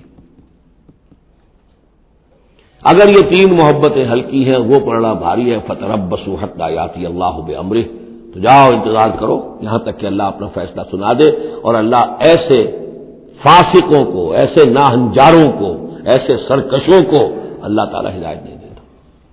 یہ سیلف اسسمنٹ سکیم ہے، ہر شخص خود اپنا جائزہ لے، کہاں کھڑا ہے، اس کی allocation of time, allocation of energies, اپنی صلاحیتیں کہاں لگا رہا ہے، کہاں کھپا رہا ہے، کس کام میں لگا رہا ہے۔ اسی کو پھر علامہ اقبال نے ایک شعر میں جمع کر دیا ہے، یہ مال و دولت دنیا، یہ رشتہ و پیوند، بتان وہم و گما، لا الہ الا اللہ۔ مال و دولت دنیا کی 3 شکلیں، دولت جیسے بھی ہو، ایسٹس ہوں، بینک بیلنس ہو، سٹاکس ہوں، جو بھی ہو، یہ مال و دولت دنیا۔ نمبر 2 جائیداد ہے، نمبر 3 بزنس ہے یا کیریئر ہے، پروفیشن ہے، اور رشتہ و پیوند جو سب سے قریبی ہو سکتے ہیں، باپ، بیٹا، بھائی اور اسپاؤس، اور جو بھی اور رشتہ دار ہیں۔ یہ مال و دولت دنیا، یہ رشتہ و پیوند، بتان وہم و گما، یہ صرف بت ہیں، ہمارے اپنے وہم کے، توہم کے، ان کی کوئی حقیقت نہیں ہے۔ بتان وہم و گما، لا الہ الا اللہ۔ اگر لا الہ الا اللہ کی شمشیر سے ان بتوں کو آپ توڑ نہیں دیں گے، اور جب تک ٹھیک ہے، حق ہے ان کا، بیوی کا حق ہے، اولاد کا حق ہے، ان نفسک علیک حقا، لیکن وہ تابع رہے، ان 3 چیزوں کے تابع رہے، تب تک ٹھیک ہے۔ اور اگر ان 3 چیزوں سے وہ اوپر چلا گیا، کوئی بھی ایک بھی، تو بس وہ توحید ختم ہے، اب وہ شرک ہے۔ لقد نصرکم اللہ فی مواطن کثیرۃ ویوم حنین، اور اے مسلمانوں تمہاری اللہ نے مدد کی بہت سے مواقع پر، اور خاص طور پر یوم حنین۔ اب ظاہر بات ہے کہ یہ حصہ وہ ہے جو نازل ہو رہا ہے، جو کہ جب ہم کون سے رکوع میں پہنچ گئے، 4تھے رکوع میں پہنچ گئے، تو 4تھا اور 5واں پھر وہ ہے جو ذی قعدہ سن 9 میں نازل ہو رہا ہے۔ تیسرا رکوع جہاں ختم ہوا، وہ 2 رکوع ختم ہو گئے کہ جو قریش پر حملے کے ضمن میں اور مکے کی طرف اقدام کے ضمن میں جو رد و قدا ہو رہی تھی، اور وہ فتح مکہ سے پہلے نازل ہوئے سن 8 ہجری میں، رمضان سے قبل۔ اب یہ پھر وہی سلسلہ جڑ گیا جو 6 آیتیں ہم پہلے پڑھائے ہیں ذی قعدہ سن 9 ہجری میں جو نازل ہوئی اسی کے ساتھ۔ اب ظاہر بات ہے کہ اس وقت جو ہے غزوہ حنین بھی ہو چکا تھا۔ لقد نصرکم اللہ فی مواطن کثیرۃ، اللہ نے تمہاری مدد کی ہے مسلمانوں بہت سے مواقع پر، ویوم حنین، حنین کے دن بھی کی، اذ اعجبتکم کثرتکم، جبکہ تمہیں اپنی کثرت پر ناز ہو گیا تھا۔ اب یہ بھی یہ نہ سمجھیے کہ سب مسلمانوں کو ہو گیا تھا۔ حضور جب فتح مکہ کے وقت آئے ہیں مکے میں تو 10,000 مسلمان آپ کے ساتھ تھے۔ پھر اس کے بعد آپ نے جب طائف پر حملے کا فیصلہ کیا اور اس کے بعد آپ میدان میں نکلے اور حنین کی جنگ ہوئی ہے تو 12,000 کا لشکر آپ کے ساتھ تھا۔ 10,000 وہ تھے اور 2,000 یا تو وہ لوگ تھے جو فتح مکہ کے بعد ایمان لائے، نو مسلم سمجھ لیجئے اسی وقت جو ایمان لائے، اور یا ابھی وہ مشرک ہی تھے لیکن چونکہ اب وہ رعایا ہو گئے مسلمانوں کی تو وہ بھی گویا کہ شریک تھے اس میں ان کے خادموں اور معاونین کی حیثیت سے۔ 12,000 کا یہ لشکر جب گزر رہا تھا ایک وادی سے، اور اس وادی کے دونوں طرف پہاڑیاں تھیں، تو جو تیر انداز تھے اور وہ بہت ہی نشانے والے لوگ تھے تو انہوں نے مورچے بنا رکھے تھے پہاڑیوں کے اوپر، ان کے اوپر سے تیروں کی بوچھاڑ آئی ہے، تو یہ نشیب میں ہے، وادی میں ہے، اوپر سے بیراج آ رہا ہے، اس کے نتیجے میں بھگدڑ مچ گئی۔ بعض روایات میں تو آتا ہے کہ حضور کے ساتھ صرف 30-40 آدمی رہ گئے، علامہ شبلی نے یہی لکھا ہے 30-40 آدمی رہ گئے، لیکن سید سلیمان ندوی نے پھر اپنے استاد سے اختلاف کرتے ہوئے اسی میں سیرت النبی میں نوٹ دیا کہ نہیں 300-400 آدمی رہ گئے تھے، لیکن 300-400 آدمی بھی رہ جائیں 12,000 میں سے تو بھگدڑ بہت بڑی تھی۔ اس وقت پھر حضور خود اپنی سواری سے اترے ہیں، علم اپنے ہاتھ میں لیا ہے، رجز آپ نے پڑھا ہے، انا النبی لا کذب انا ابن عبد المطلب، میں نبی ہوں اس میں کوئی شک نہیں، چاہے یہ 12,000 میرا ساتھ دے تب بھی نبی ہوں، کوئی ساتھ نہ دے تب بھی نبی ہوں، اور میں عبد المطلب کا بیٹا یعنی پوتا میدان میں موجود ہوں۔ اس پر پھر یہ کہ آپ نے لوگوں سے کہا کہ پکارو الیہ یا عباد اللہ، الیہ یا اصحاب الشجرہ، الیہ یا اصحاب البدر، کہاں جا رہے ہو اے بدریوں، کہاں جا رہے ہو؟ صلح حدیبیہ کے وقت جنہوں نے مجھ سے بیعت کی تھی موت کی، بیعت رضوان، کہاں جا رہے ہو؟ پھر لوگ پلٹے ہیں، پھر فتح ہو گئی۔ اذ اعجبتکم کثرتکم، جبکہ تمہیں اپنی کثرت پر ناز ہو گیا تھا، فلم تغن عنکم شیئا، تو وہ کثرت تمہیں کچھ نہ بچا سکی، کچھ کام نہ آ سکی تمہارے، وضاقت علیکم الارض بما رحبت، اور تم پر زمین اپنی پوری فراخی کے باوجود تنگ آ گئی، تنگ پڑ گئی، تنگ ہو گئی، ثم ولیتم مدبرین، اور پھر تم پیچھے پیٹ موڑ کر بھاگے، ثم انزل اللہ سکینتہ علی رسولہ، پھر اللہ نے نازل فرمایا اپنی طرف سے سکون اور تسکین اپنے رسول پر، وعلی المومنین، اور اہل ایمان پر، وانزل جنودا لم تروها، اور اس وقت بھی اللہ نے ایسے لشکر بھی اتارے جنہیں تم نے نہیں دیکھا، وعذب الذین کفروا، اور عذاب دیا کافروں کو، وذالک جزاء الکافرین، اور یقیناً یہ کافروں کا بدلہ یہی ہے۔ ثم یتوب اللہ من بعد ذلک علی من یشاء، پھر اس کے بعد بھی اللہ تعالیٰ توبہ نصیب فرما دے گا اپنے بندوں میں سے جس کو چاہے گا، اللہ غفور اور رحیم ہے۔ یا ایھا الذین آمنوا انما المشرکون نجس فلا یقربوا المسجد الحرام بعد عامهم ھذا، اہل ایمان یہ مشرک ناپاک ہیں، پلید ہیں، تو اب یہ اس سال کے بعد مسجد حرام کے قریب نہ پھٹکنے پائیں۔ سن 9 کا حج جو ہے کھلا تھا مشرکین کے لیے بھی اور اہل ایمان بھی گئے، حضرت ابوبکر کی زیر عمارت قافلہ حج مدینے سے گیا، حضور نہیں گئے، اسی میں اعلان یہ بھی کر دیا گیا اب آئندہ سال سے کوئی مشرک قریب نہیں آ سکے گا، نہ بیت اللہ کے، بیت الحرام کے، نہ حج کے لیے آ سکے گا۔ لا یقرب المسجد الحرام بعد عامهم ھذا، اس سال کے بعد اب وہ قریب نہ پھٹکے مسجد حرام کے۔ وَإِنْ خِفْتُمْ عَيْلَةً، اب اندازہ ہوا ہوگا کہ یہ تو آتے تھے لوگ تو ہماری آمدنی ہوتی تھی، حاجی آتے تھے، قربانیاں کرتے تھے، کچھ اور نظریں چڑھاتے تھے، چڑھاوے چڑھاتے تھے تو ہماری آمدنی ہوتی تھی۔ وَإِنْ خِفْتُمْ عَيْلَةً، اگر تمہیں فقر کا اندیشہ ہو، فَسَوْفَ يُغْنِيكُمُ اللَّهُ مِنْ فَضْلِهِ، تو قریب اللہ تعالیٰ تمہیں غنی کر دے گا اپنے فضل سے انشاء، اگر وہ چاہے گا۔ ان اللہ علیم الحکیم، یعنی اتنی آئیں گی غنیمتیں تمہارے پاس کہ تم سے سنبھالی نہیں جائیں گی۔ حضور کے انتقال کے بعد چند سال کے اندر اندر سلطنت فارس اور سلطنت روما اور وہاں سے جو سیلاب آیا ہے مال غنیمت کا، تو حضور نے تو یہی فرمایا تھا کہ اے مسلمانوں، اس دنیا سے جاتے ہوئے آپ نے فرمایا تھا کہ مجھے تم پر فقر کا اندیشہ نہیں ہے، مجھے تو اندیشہ اب یہ ہے کہ تم پر دولت کے انبار آ جائیں گے تمہارے قدموں میں، اور پھر تم اس دولت کی وجہ سے ایک دوسرے کی گردنیں مارو گے۔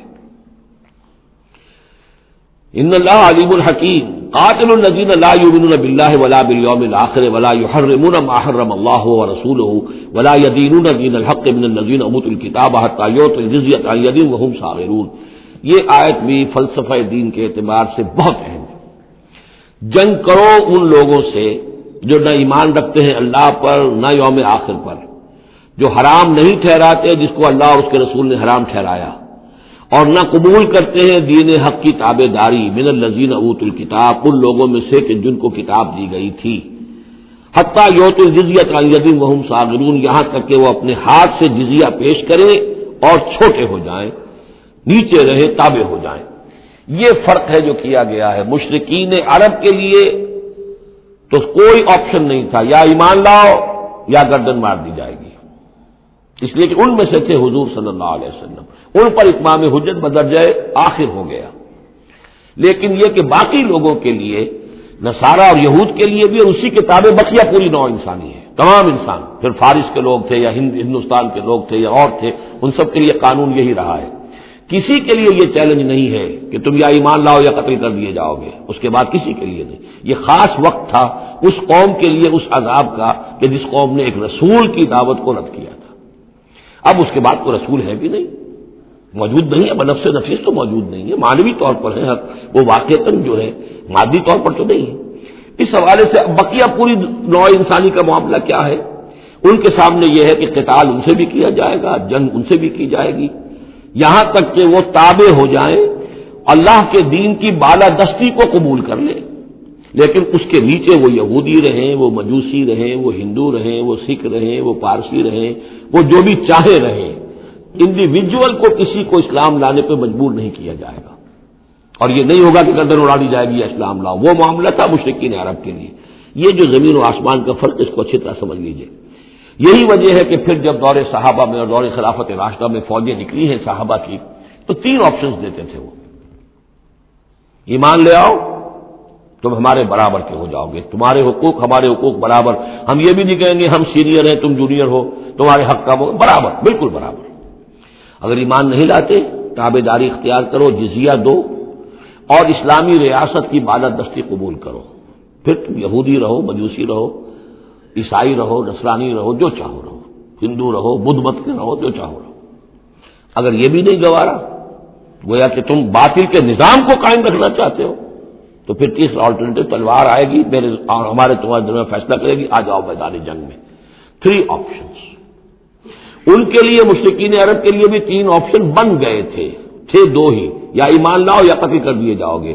تیسرا آپشن یہ تھا کہ جزیرہ نما عرب چھوڑ کر جہاں چاہو بھاگ جاؤ، یہاں نہیں رہ سکتے ہم، لیکن یہ اس میں امپلائڈ تھا نہیں، کلیئر نہیں تھا، اسپیلٹ آؤٹ نہیں تھا، لیکن ان کے لیے یہ دوسرا آپشن تھا، قاتل الذین لا یؤمنون باللہ، قتال کرو ان سے جو ایمان نہیں رکھتے اللہ پر نہ یوم آخر پر، ولا یحرمون ما حرم اللہ ورسولہ، نہ حرام ٹھہراتے ہیں اور سمجھتے ہیں ان چیزوں کو جو اللہ اور اس کے رسول نے حرام کی ہیں، ولا یدینون دین الحق، اور نہ دین حق کو قبول کرنے کے لیے اور اس کی تابعداری کرنے کے لیے تیار ہیں، من الذین اوتوا الکتاب، اہل کتاب میں سے، ان سے بھی جنگ کرو، حتی یعطوا الجزیۃ عن ید، یہاں تک کہ وہ دیں جزیہ ہاتھ سے، وہم صاغرون، اور چھوٹے ہو کر رہے، اسلام کی بالادستی قبول کریں۔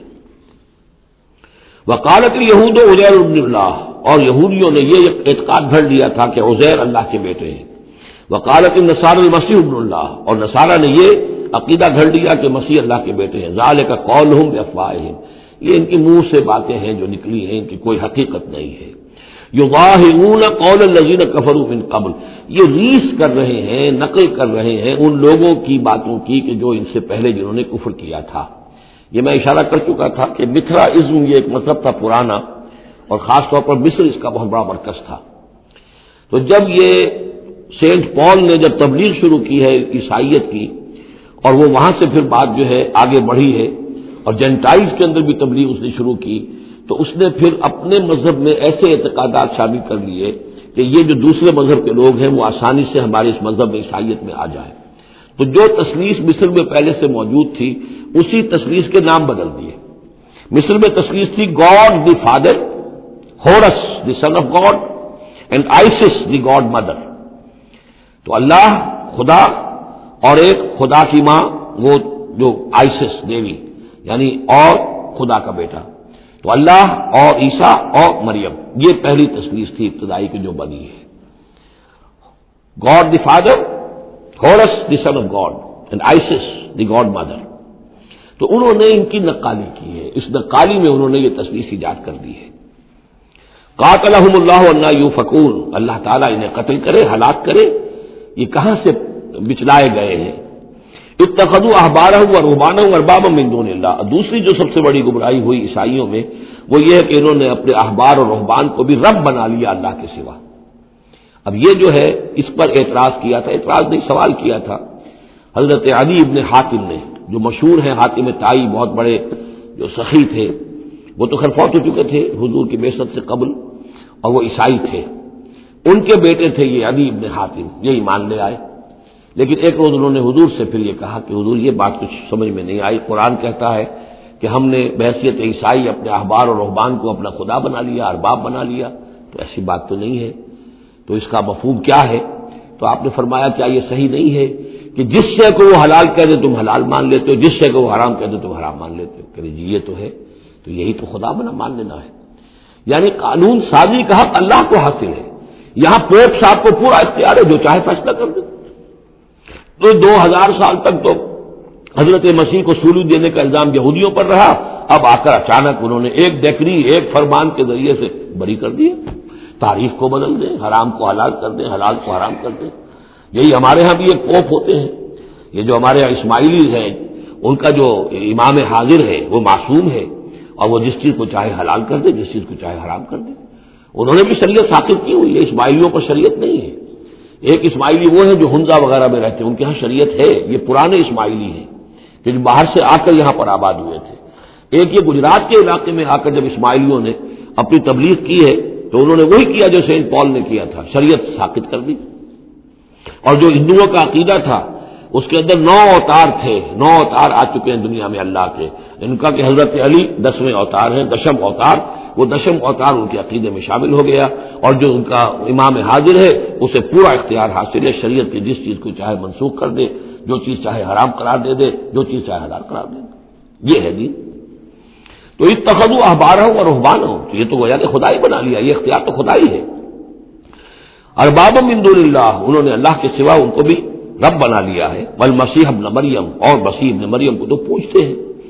وما امروا الا ليعبدوا الها واحدا, انہیں نہیں حکم دیا گیا تھا مگر اس بات کا کہ وہ پوجے صرف ایک الہ کو. لا الہ الا ہوا, نہیں ہے کوئی معبود اس کے سوا. سبحانہ عما یشرکون, وہ پاک ہے اس سے کہ جو شرک یہ کر رہے ہیں.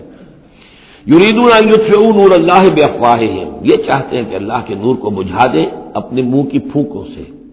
وَيَأْبَى اللَّهُ إِلَّا أَن يُتِمَّ نُورَهُ وَلَوْ كَرِهَ الْكَافِرُونَ, اور اللہ کو ہرگز منظور نہیں ہے مگر یہ کہ وہ اپنے نور کا اتمام فرما کر رہے, چاہے یہ کافروں کو کتنا ہی ناگوار ہو.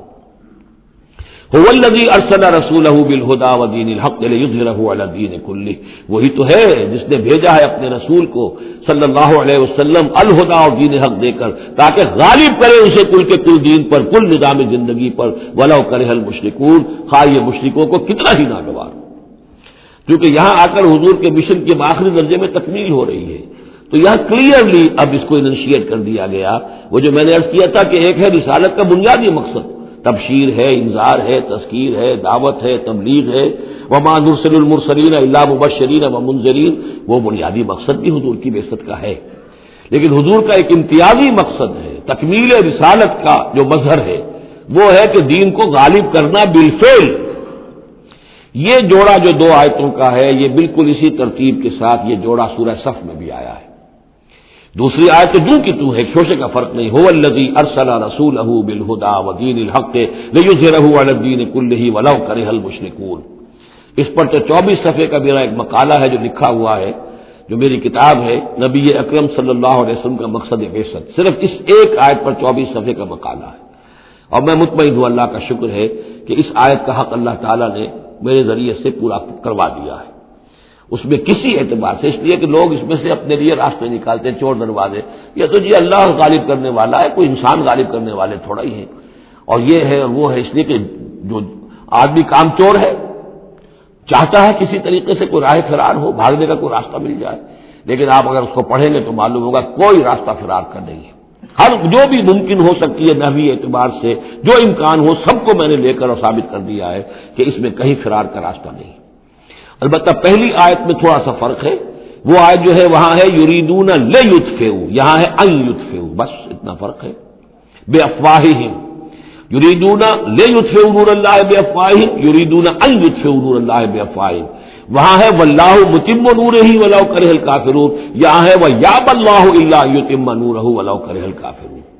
یہ تو چاہتے ہیں کہ اپنے منہ کی پھونکوں سے، تو جس کو کہ پھر مولانا ظفر علی خان نے خوب اس کی تعبیر کی ہے، نور خدا ہے کفر کی حرکت پہ خندہ زن، پھونکوں سے یہ چراغ بجھایا نہ جائے گا. تو یہ جو چاہتے ہیں کہ اپنی منہ کی پھونکوں سے، اور اس میں ایک طرح کا طنز ہے.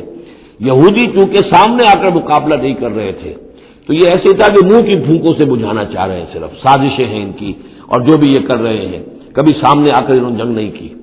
یریدون ان یطفئوا نور اللہ بافواہہم ویابی اللہ الا یتم نورہ ولو کرہ الکافرون.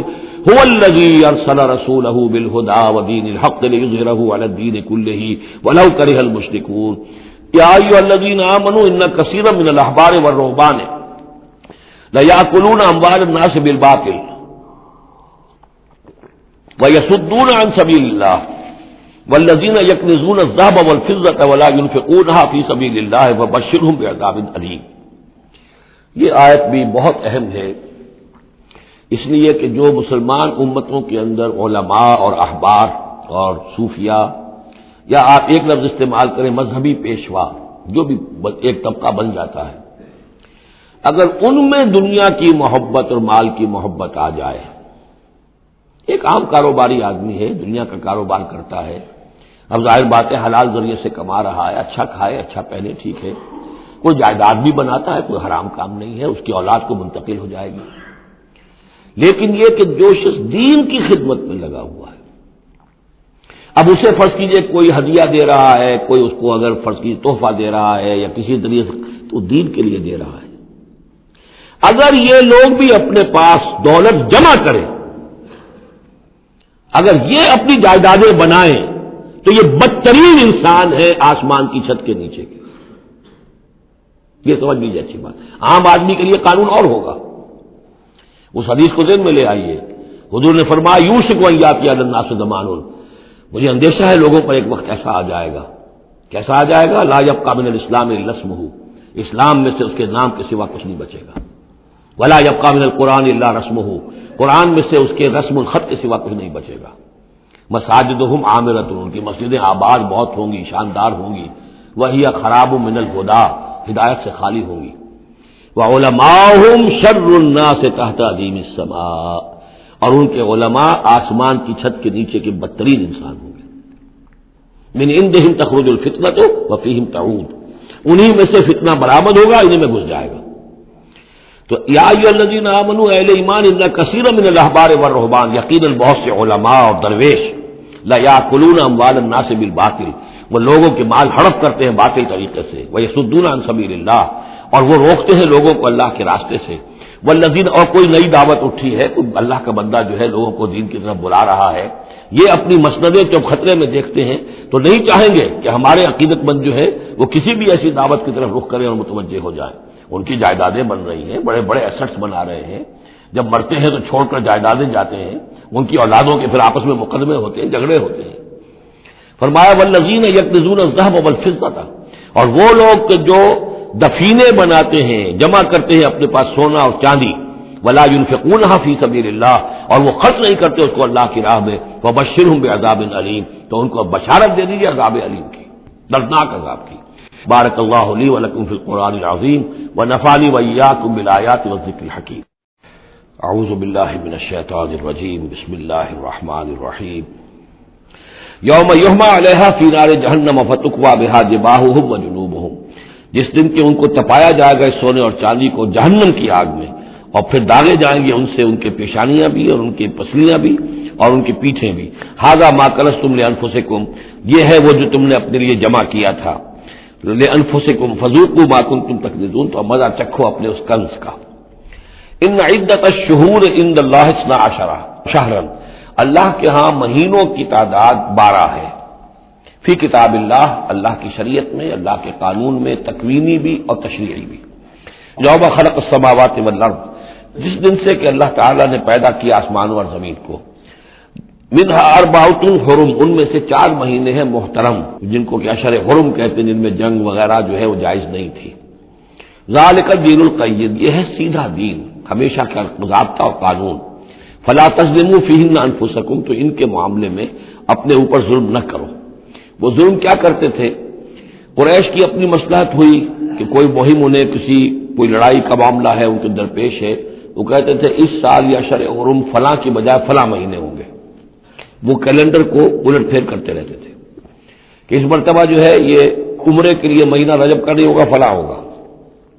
اس حوالے سے وہ کیلنڈر جو تھا ڈسٹربڈ تھا، لیکن ہوا ایسا ہے قدرت خداوندی سے کہ جس سال آپ نے آخری حج کیا ہے، حجۃ الوداع، تو اس سال وہ ساری جو غلطیاں ہوتی ہیں اس کے بعد وہ جو اس کا مجموعی اور آخری نتیجہ یہ تھا کہ صحیح جگہ پر وہ کیلنڈر آ گیا تھا۔ اسی لیے حضور نے اپنے خطبہ حجۃ الوداع میں کہا ہے کہ استدار الزمان کہیئتہ یوم خلق اللہ السماوات والارض، یہ زمانہ اور یہ کیلنڈر جو ہے، تقویم جو ہے، یہ پورا چکر لگا کر ساری غلطیوں اور ترمیموں میں سے ہو کر اب ٹھیک اسی جگہ پر پہنچ گئی ہے جس مقام پر کہ اللہ نے، جس تقویم پر کہ اللہ تعالیٰ نے آسمان اور زمین کو پیدا کیا تھا، اور آج کے بعد سے ان مہینوں کے اندر کوئی الٹ پھیر نہیں ہو سکے گا۔ وَقَاتِلُوا الْمُشْرِكِينَ كَافَّةً كَمَا يُقَاتِلُونَكُمْ كَافَّةً، اور مشرکوں سے بھی جنگ کرو ایسے ہی سب کے ساتھ جیسے کہ وہ تم سے جنگ کرتے ہیں، جڑ کر ہر حال میں اور جمع ہو کر۔ وَاعْلَمُوا أَنَّ اللَّهَ مَعَ الْمُتَّقِينَ، اور جان لو کہ اللہ تعالیٰ جو ہے متقین کے ساتھ ہے۔ إِنَّمَا النَّسِيُّ زِيَادَةٌ فِي الْكُفْرِ، یہ جو مہینے کو ہٹا دینا تھا ادھر سے ادھر، یہ پھیر دینا جو ہے اشہر حرم کا، یہ بڑھائی ہوئی بات ہے کفر کی۔ یضل بہ الذین کفروا، اس کے ذریعے سے گمراہ ہوئے ہیں وہ لوگ جنہوں نے کفر کیا۔ یحلونہ عاما، حلال کر لیتے ہیں اس مہینے کو 1 سال، ویحرمونہ عاما، اور 1 سال اسے حرام قرار دے دیتے ہیں۔ لیواطئوا عدۃ ما حرم اللہ، تاکہ تعداد پوری کر لیں اس کی جو اللہ نے حرام ٹھہرائے ہیں۔ 4 مہینے حرام ہے، آگے پیچھے پھیر کر لیکن تعداد پوری کر دی۔ فَيُحِلُّوا مَا حَرَّمَ اللَّهُ، اس کا نتیجہ کیا نکلتا ہے کہ جو اللہ کی طرف سے محترم مہینہ تھا وہ ان کے حساب سے، ان کی غلطی سے پھر وہ حلال ہو جاتا ہے، پھر حلال کر لیتے ہیں وہ مہینہ جو اللہ نے حرام کیا ہے۔ زُيِّنَ لَهُمْ سُوءُ أَعْمَالِهِمْ، اسی طریقے سے ان کے جو برے اعمال ہیں ان کے لیے مزین کر دیے گئے، کھبا دیے گئے ان کی نگاہوں میں۔ وَاللَّهُ لَا يَهْدِي الْقَوْمَ الْكَافِرِينَ، اور اللہ کافروں کو ہدایت نہیں دیتا۔ یہاں وہ 5 رکوع ختم ہوئے ہیں کہ جن کا تعلق ہے نبی اکرم صلی اللہ علیہ وسلم کی بعثت خاصہ الی اہل العرب، اس کی تکمیل ہو گئی، اس کے مقاصد پورے ہو گئے، اس کے ضمن میں آخری احکام دے دیے گئے۔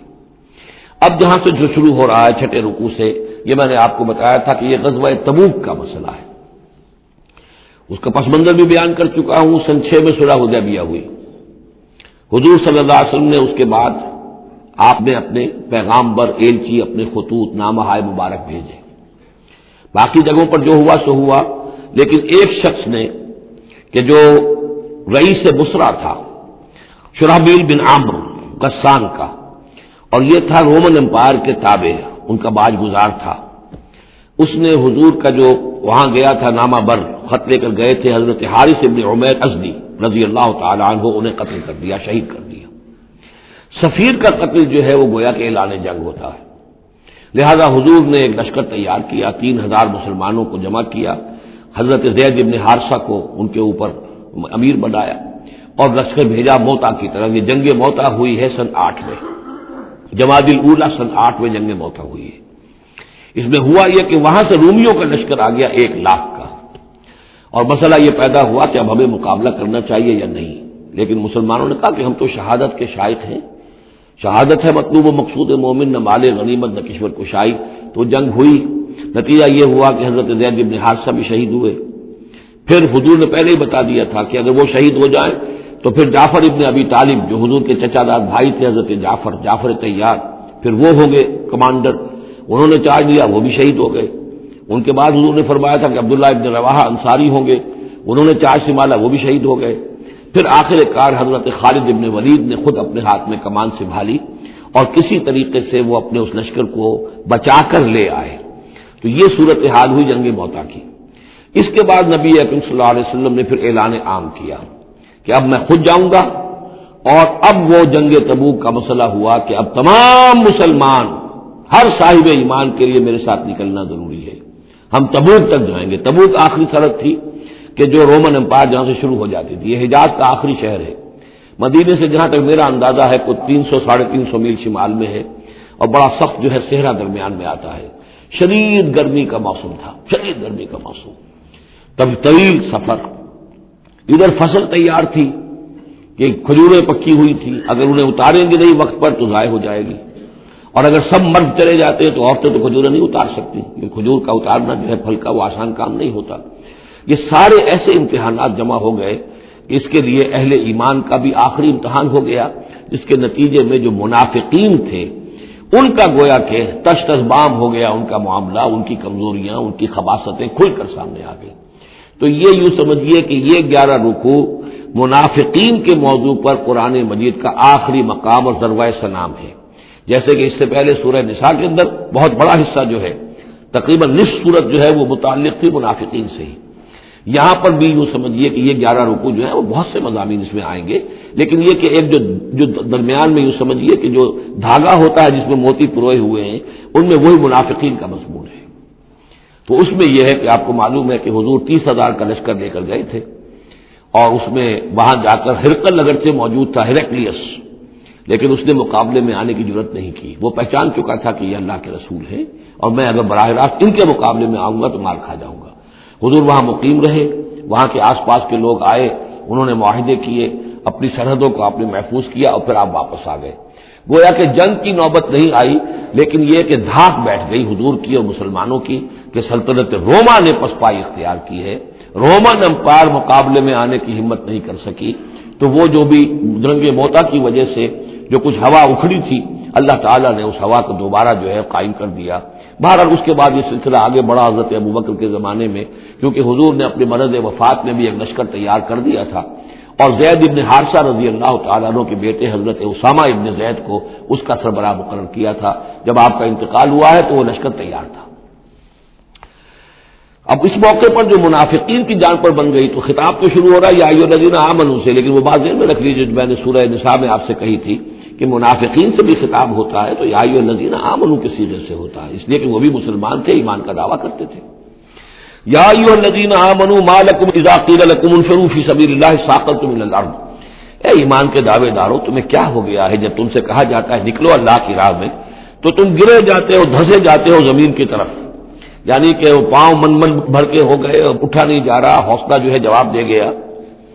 ارضیتم بالحیات الدنیا من الآخرہ، اب یہ وہی سرچنگ کویسچن، ذرا سوچو کیا تم نے آخرت کی بجائے دنیا کی زندگی کو قبول کر لیا ہے؟ دعوے دار تو ہو ایمان بالآخرت کے، لیکن اگر تم اللہ کی راہ میں جنگ کے لیے نکلنے کے لیے تیار نہیں ہو تو اس کا مطلب یہ کہ تم آخرت ہاتھ سے دے کر اور دنیا خرید رہے ہو۔ فما متاع الحیات الدنیا فی الآخرۃ الا قلیل، تو جان لو کہ دنیا کی پوری زندگی کا ساز و سامان آخرت کے مقابلے میں کچھ بھی نہیں ہے، نہ ہونے کے برابر ہے، بہت قلیل۔ الا تنفروا، اگر نہیں نکلو گے اللہ کی راہ میں، یعذبکم عذابا علیما، تمہیں عذاب دے گا، دردناک عذاب، ویستبدل قوما غیرکم، اور تمہیں ہٹا کر کسی اور قوم کو لے آئے گا۔ اس نے اپنے دین کا جھنڈا اٹھوانا ہے، تم نہیں اٹھاتے، تمہیں دفع کرے گا، ریجیکٹ کرے گا، مردود کر دے گا، اور کسی اور قوم کو لے آئے گا۔ ولا تضروه شیئا، اور تم اللہ کا کوئی نقصان نہیں کر سکو گے۔ واللہ علی کل شیء قدیر، اللہ ہر چیز پر قادر ہے۔ الا تنصروه، اگر تم ان کی مدد نہیں کرو گے یعنی حضور کی، فقد نصرہ اللہ، تو اللہ نے تو مدد کی ان کی۔ اذ اخرجہ الذین کفروا ثانی اثنین اذ ہما فی الغار، جبکہ کافروں نے انہیں اپنے گھر سے اور مکے سے نکلنے پر مجبور کر دیا تھا، جبکہ دو میں کے دوسرے تھے، دو ہی تھے، حضور سے اور حضرت ابوبکر تھے رضی اللہ تعالی عنہ۔ اذ ہما فی الغار، جبکہ وہ دونوں غار میں تھے۔ اذ یقول، یہ غار ثور کا واقعہ ہے۔ اذ یقول لصاحبہ لا تحزن، جب حضرت ابوبکر نے رضی اللہ تعالی عنہ یہ کہا کہ حضور یہ تو پہنچ گئے ہیں غار کے دہانے تک، اگر کسی نے ذرا بھی نیچے جھانک لیا تو ہم نظر آ جائیں گے۔ تو حضور نے فرمایا لا تحزن، فکر نہ کرو، ان اللہ معنا، اللہ ہمارے ساتھ ہے۔ فانزل اللہ سکینتہ علیہ، تو اللہ تعالیٰ نے تسکین اور سکون نازل کر دیا ان پر۔ وایدہ بجنود لم تروها، اور ان کی مدد فرمائی ان لشکروں سے جنہیں تم نہیں دیکھتے۔ وجعل کلمۃ الذین کفروا السفلی، اور جس کا نتیجہ یہ نکلا ہے کہ کافروں کا کلمہ جو ہے وہ نیچا پڑ چکا ہے، پورے جزیرہ نما عرب کے اندر اللہ کا دین جو ہے غالب آ چکا ہے۔ وجعل کلمۃ الذین کفروا السفلی، اللہ نے بنا دیا ہے کافروں کی بات کو سب سے نیچے، وکلمۃ اللہ ہی العلیاء، اور اللہ کا کلمہ تو سب سے اونچا ہے ہی، واللہ عزیز الحکیم، اللہ تعالی زبردست ہے، حکمت والا۔ انفروا خفافا وثقالا، نکلو خواہ ہلکے خواہ بوجھل۔ یہ ہلکے اور بوجھل کے دو پہلو ہو سکتے ہیں، یا تو داخلی طور پر بوجھل دل کے ساتھ نکلو یا آمادگی کے ساتھ نکلو، نکلنا پڑے گا۔ اب یہ نکلنا فرض عین ہے، یہ نفیر عام ہے۔ وہ بات گئی جب کہ صرف تحریض تھی، ترغیب تھی، وہ دور ختم ہوا۔ اب نکلنا پڑے گا، اس جنگ میں نفیر عام ہے، چاہے بوجھل دل کے ساتھ نکلو اور چاہے کھلے دل کے ساتھ اور آمادگی کے ساتھ نکلو۔ اور اس کے ایک معنی یہ بھی ہو سکتے ہیں، چاہے تمہارے پاس ساز و سامان کافی ہے تب بھی نکلو، کم ساز و سامان ہے تب بھی نکلو۔ تو خارجی طور پر بھی ہو سکتا ہے یہ بوجھل اور ہلکا، اور داخلی طور پر بھی۔ وجاہدوا باموالکم وانفسکم فی سبیل اللہ، اور جہاد کرو اللہ کی راہ میں اپنے اموال سے اور اپنی جانوں سے۔ ذالکم خیر لکم ان کنتم تعلمون، یہی تمہارے لیے بہتر ہے اگر تم علم رکھتے ہو۔ لو کان عرضا قریبا، اگر انہیں توقع ہوتی کہ مال قریب ہی ہے، قریب ہی ہمیں مال مل جائے گا، غنیمت مل جائے گی، وسفرا قاصدا، اور اس کے لیے سفر بھی جو ہے وہ چھوٹا ہے، بڑا نہیں ہے، لاتبعوا کا، تو یہ سب اے نبی آپ کی پیروی کرتے، آپ کے ساتھ چلتے۔ ولکن بعدت علیہم الشقہ، لیکن ان کو تو بڑی بھاری پڑ رہی ہے، بڑی دور کی مسافت نظر آ رہی ہے، اتنا دور۔ اور اس میں اعلان کر دیا تھا حضور نے، حالانکہ فتح مکہ کے موقع پر بھی حضور نے خفیہ رکھی تھی اپنی ساری اسکیم، اور عام طور پر جنگوں میں یہ ہوتا ہے، اپنی پوری اسکیم کا اعلان تو نہیں ہوتا، لیکن غزوہ تبوک میں آپ نے اعلان کیا تھا کہ ہم جا رہے ہیں، سلطنت روما سے ٹکراؤ ہے، تبوک تک ہمیں جانا ہے، کوئی چیز آپ نے راز نہیں رکھی، تاکہ جو شخص بھی ہے وہ سمجھ لے، اس کے لیے پوری تیاری کرے، داخلی بھی خارجی بھی، ساز و سامان کی بھی، اپنے حوصلے کو بھی دیکھ لے، لیکن یہ کہ بہرحال نکلنا فرض ہے۔ ولکن بعدت علیہم الشقہ وسیحلفون باللہ لو استطعنا لخرجنا معکم، اور یہ عنقریب قسمیں کھائیں گے اللہ کی کہ اگر ہمارے اندر استطاعت ہوتی ہم ضرور نکلتے، اب مجبوری ہے، فلاں مجبوری ہے، فلاں مجبوری ہے۔ یہلکون انفسہم، یہ اپنے آپ کو ہلاک کر رہے ہیں، واللہ یعلم انہم لکاذبون، اور اللہ تعالیٰ کو معلوم ہے کہ یہ جھوٹ بول رہے ہیں۔ عفا اللہ عنک لما اذنت لہم، اے نبی آپ کو اللہ معاف فرمائے، یا اللہ نے آپ کو معاف کر دیا، آپ نے انہیں کیوں اجازت دے دی؟ یعنی کوئی منافق آیا، کوئی اور آیا، حضور یہ مجبوری ہے، بیوی بیمار ہے، کوئی دیکھ بھال کرنے والا نہیں ہے، تو مجھے اجازت دے دی، اچھا بھائی جاؤ۔ حضور کی طبیعت میں بھی نرمی تھی اور آپ نے اجازت دے دی۔ اب جب اجازت مل گئی، اس نے کہا میں نے تو اجازت لے لی، وہ کور بن گیا، اس کے نفاق کا پردہ چاک نہیں ہوا، حالانکہ حضور اجازت نہ دیتے تب بھی اس نے نہیں جانا تھا، لیکن نہیں جانا تھا تو معلوم تو ہو جاتا کہ اس نے رسول کی بات کا جو ہے وہ معصیت کی ہے، نافرمانی کی ہے، اس کے نفاق کا پردہ جو ہے وہ پڑا رہ گیا، وہ پردہ اٹھ جاتا۔ عفا اللہ عنک، اللہ کو معاف کرے، یا اللہ نے آپ کو معاف کر دیا، لما اذنت لہم، کیوں آپ نے ان کو اجازت دے دی، حتی یتبین لک الذین صدقوا وتعلم الکاذبین، یہاں تک کہ آپ کے لیے واضح ہو جاتا کون صادق الایمان ہے، کون سچے مسلمان ہیں، اور آپ جان لیتے کون جھوٹے ہیں، اس لیے کہ انہوں نے پھر بھی نہیں جانا تھا، آپ اجازت نہ دیتے تب بھی رہ جانا تھا، اور اس سے یہ ہے کہ ان کے نفاق کا پردہ جو ہے وہ فاش ہو جاتا۔ لا یستأذنک الذین یؤمنون باللہ والیوم الآخر، وہ لوگ جو اللہ اور یوم آخر پر ایمان رکھتے وہ آپ سے اجازت کے طالب ہو ہی نہیں سکتے۔ ان یجاہدوا باموالہم وانفسہم، کیا وہ اس سے اجازت مانگیں گے کہ انہیں معاف کر دیا جائے اللہ کی راہ میں جہاد نہ کرنے سے جان اور مال کے ساتھ؟ ایمان کا تو لازمی تقاضا ہے، پھر وہی وہ جو ڈیفینیشن میں نے آپ کو بتائی ہے سورہ حجرات میں، انما المؤمنون الذین آمنوا باللہ ورسولہ ثم لم یرتابوا وجاہدوا باموالہم وانفسہم فی سبیل اللہ، وہ تو اس کا جزو لازم ہے، شرط لا ينفک ہے۔ لہذا جو لوگ اللہ پر اور یوم آخر پر ایمان رکھتے ہیں وہ آپ سے ایگزمپشن نہیں مانگ سکتے جہاد فی سبیل اللہ سے۔ واللہ علیم بالمتقین، اور اللہ تعالیٰ جو ہے اپنے متقی بندوں سے خوب واقف ہے۔ انما یستأذنک الذین لا یؤمنون باللہ والیوم الآخر، اصل میں جو اجازت مانگ رہے ہیں آپ سے، ایگزمپشن مانگ رہے ہیں، رخصت مانگ رہے ہیں، یہ وہ لوگ ہیں جو حقیقتاً اللہ پر اور یوم آخر پر ایمان نہیں رکھتے۔ وارتابت قلوبہم، اور ان کے دل جو ہے شکوک میں پڑ گئے۔ سورہ حجرات کی اس آیت میں کیا ہے؟ انما المؤمنون الذین آمنوا باللہ ورسولہ ثم لم یرتابوا، پھر شک میں نہ پڑے۔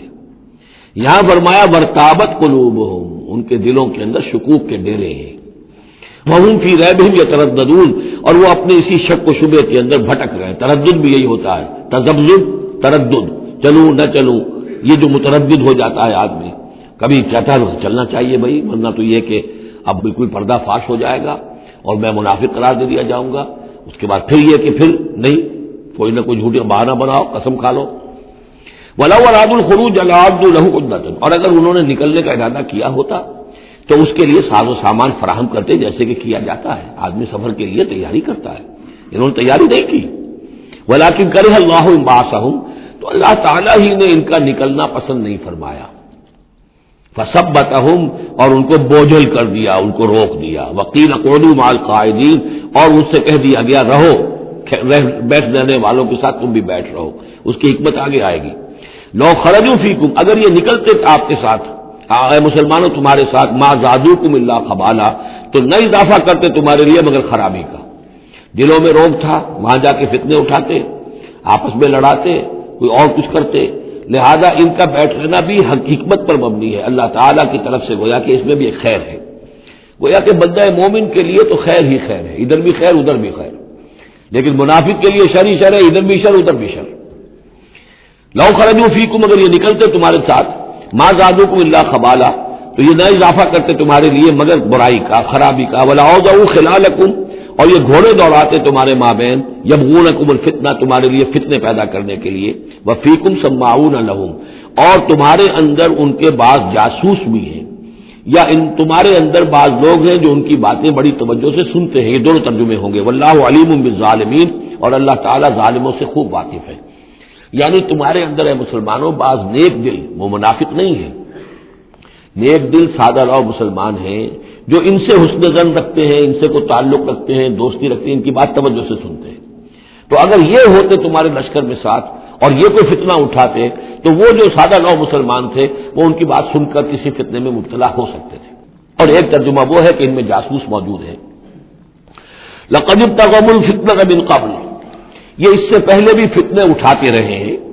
وقلبوا لك الامور، یہی لفظ فتنہ آیا اس حدیث میں جو میں سنا چکا ہوں آپ کو۔ علماء سوء کا کردار کیا ہو جاتا ہے؟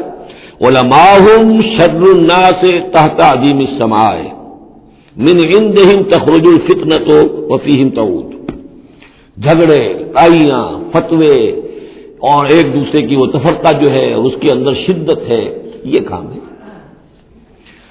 لقد ابتغوا الفتنة من قبل، یہ فتنے اٹھاتے رہے پہلے بھی۔ وقلبوا لك الامور، اور اپنی امکانی حد تک اے نبی آپ کے لیے معاملات کو تلپٹ کرنے کی کوشش کرتے رہے، بدلتے رہے۔ حتی جاء الحق، یہاں تک کہ حق آ گیا، جزیرہ نماء عرب میں تو فیصلہ ہو گیا، اللہ کے دین کا غلبہ ہو گیا۔ وظہر امر اللہ، اللہ کا امر ظاہر ہو گیا، غالب ہو گیا۔ وہم کارہون، جبکہ انہیں یہ پسند نہیں تھا، یہ تو ابھی چاہتے تھے کہ دین کا غلبہ اس طرح سے نہ ہو۔ ومنہم من یقول اذن لی ولا تفتنی، ان میں سے وہ بھی ہے جو کہتا ہے کہ حضور مجھے اجازت دے دیجئے اور مجھے فتنے میں نہ ڈالیے۔ یہ بہت ہی مردود شخص تھا، جد ابن قیس لعنت اللہ علیہ، یہ منافقین میں سے تھا۔ یہ آیا اور اس نے بڑا استہزاء کا انداز اختیار کیا حضور کے ساتھ، حضور مجھے تو آپ اجازت دے دیجئے۔ کیوں بھائی کیا معاملہ ہے، کیا مجبوری ہے؟ حضور میں ذرا حسن پرست قسم کا انسان ہوں، اور وہ شام کی طرف آپ جا رہے ہیں، شامی عورتیں بہت خوبصورت ہوتی ہیں، تو میں تو اپنے اوپر قابو نہیں رکھ سکوں گا، میں فتنے میں مبتلا ہو جاؤں گا، تو آپ مجھے فتنے سے بچا لیں۔ ومنہم من یقول اذن لی ولا تفتنی، اور ان میں سے وہ بھی ہے جو کہتا ہے کہ مجھے تو اجازت دے دیجئے، ایکسپٹ کر دیجئے اور مجھے فتنے میں نہ ڈالیے، میں آپ کے ساتھ جاؤں گا تو فتنے میں پڑ جاؤں گا۔ الا فی الفتنۃ سقطوا، آگاہ ہو جاؤ فتنے میں تو پڑ چکے، اور فتنہ کون سا ہوگا؟ جو بدبخت اس قسم کا معاملہ کر رہا ہے، بدترین فتنے کا شکار تو ہو چکا۔ وَإِنَّ جَهَنَّمَ لَمُحِيطَةٌ بِالْكَافِرِينَ، اور یقیناً جہنم جو ہے ان کافروں کا احاطہ کیے ہوئے ہے۔ ان تصبک حسنۃ تسوء، اے نبی اگر آپ کو کوئی اچھی بات پہنچتی ہے، کوئی فتح ہوتی ہے، کوئی خیر آتا ہے، کوئی اچھی خبر آتی ہے، تسوء انہیں بری لگتی ہے۔ وَإِن تُصِبْكَ مُصِیبَةٌ، اگر کوئی تکلیف آ جاتی ہے، ناگوار پوزیشن، صورتحال، یقولوا قد اخذنا امرنا من قبل، تو کہتے ہیں ہم نے تو اپنا معاملہ پہلے ہی درست کر لیا تھا، ہم کوئی بے وقوف تھوڑا ہی ہے، ان لوگوں کی طریقے سے جو ہے اتنے جو ہے ہم رسک نہیں لیتے، ہم نے پہلے اس سے اپنی حفاظت کا بندوبست کر لیا تھا۔ یقولوا قد اخذنا امرنا من قبل ویتولوا وهم فرحون، اور وہ پیٹھ پھیرتے ہیں اور بڑے شاداں و فرحاں ہوتے ہیں کہ مسلمانوں پر مصیبت آ گئی اور ہم بچ گئے۔ قل لن یصیبنا الا ما کتب اللہ لنا، یہ آیتیں تو ہر شخص کو یاد کر لینی چاہیے۔ یہ دو آیتیں بندہ مومن کے لیے بہت بڑا ہتھیار ہیں، بہت بڑا اسلحہ ہے۔ کہو لن یصیبنا الا ما کتب اللہ لنا، اے بدبختو ہم پر کوئی مصیبت نہیں آ سکتی سوائے اس کے جو اللہ نے ہمارے لیے لکھ دی ہو۔ ہوا مولانا، وہ ہمارا مولا ہے۔ اگر اس کی طرف سے تکلیف آ جائے، دوست کی طرف سے تکلیف آ جائے کہ ہر کے ساقی ماریخ عین الطاف، میرا ساقی میرے پیالے میں جو بھی ڈال دے اس کا لطف و کرم ہی ہے، تو اللہ کی طرف سے جو آئے سرے تسلیم خم ہے جو مزاج یار میں آئے۔ نہ شبد نصیب دشمن کے شبد ہلا کے تیغت، سرے دوستاں سلامت کے تو خنجر آزمائی۔ اہل ایمان کا تو معاملہ یہ ہونا چاہیے، قل لن یصیبنا الا ما کتب اللہ لنا ہوا مولانا، وہ ہمارا مولا ہے، اس کے اذن کے بغیر پتہ تک نہیں ہل سکتا، تو ہمیں ڈر کس کا ہو؟ وعلی اللہ فلیتوکل المؤمنون، اور اللہ ہی پر توکل کرنا چاہیے اہل ایمان کو۔ قل هل تربصون بنا الا احدى الحسنيين، ان سے کہو ہمارے بارے میں تم کن چیزوں کا انتظار کر سکتے ہو سوائے دو نہایت عمدہ چیزوں کے۔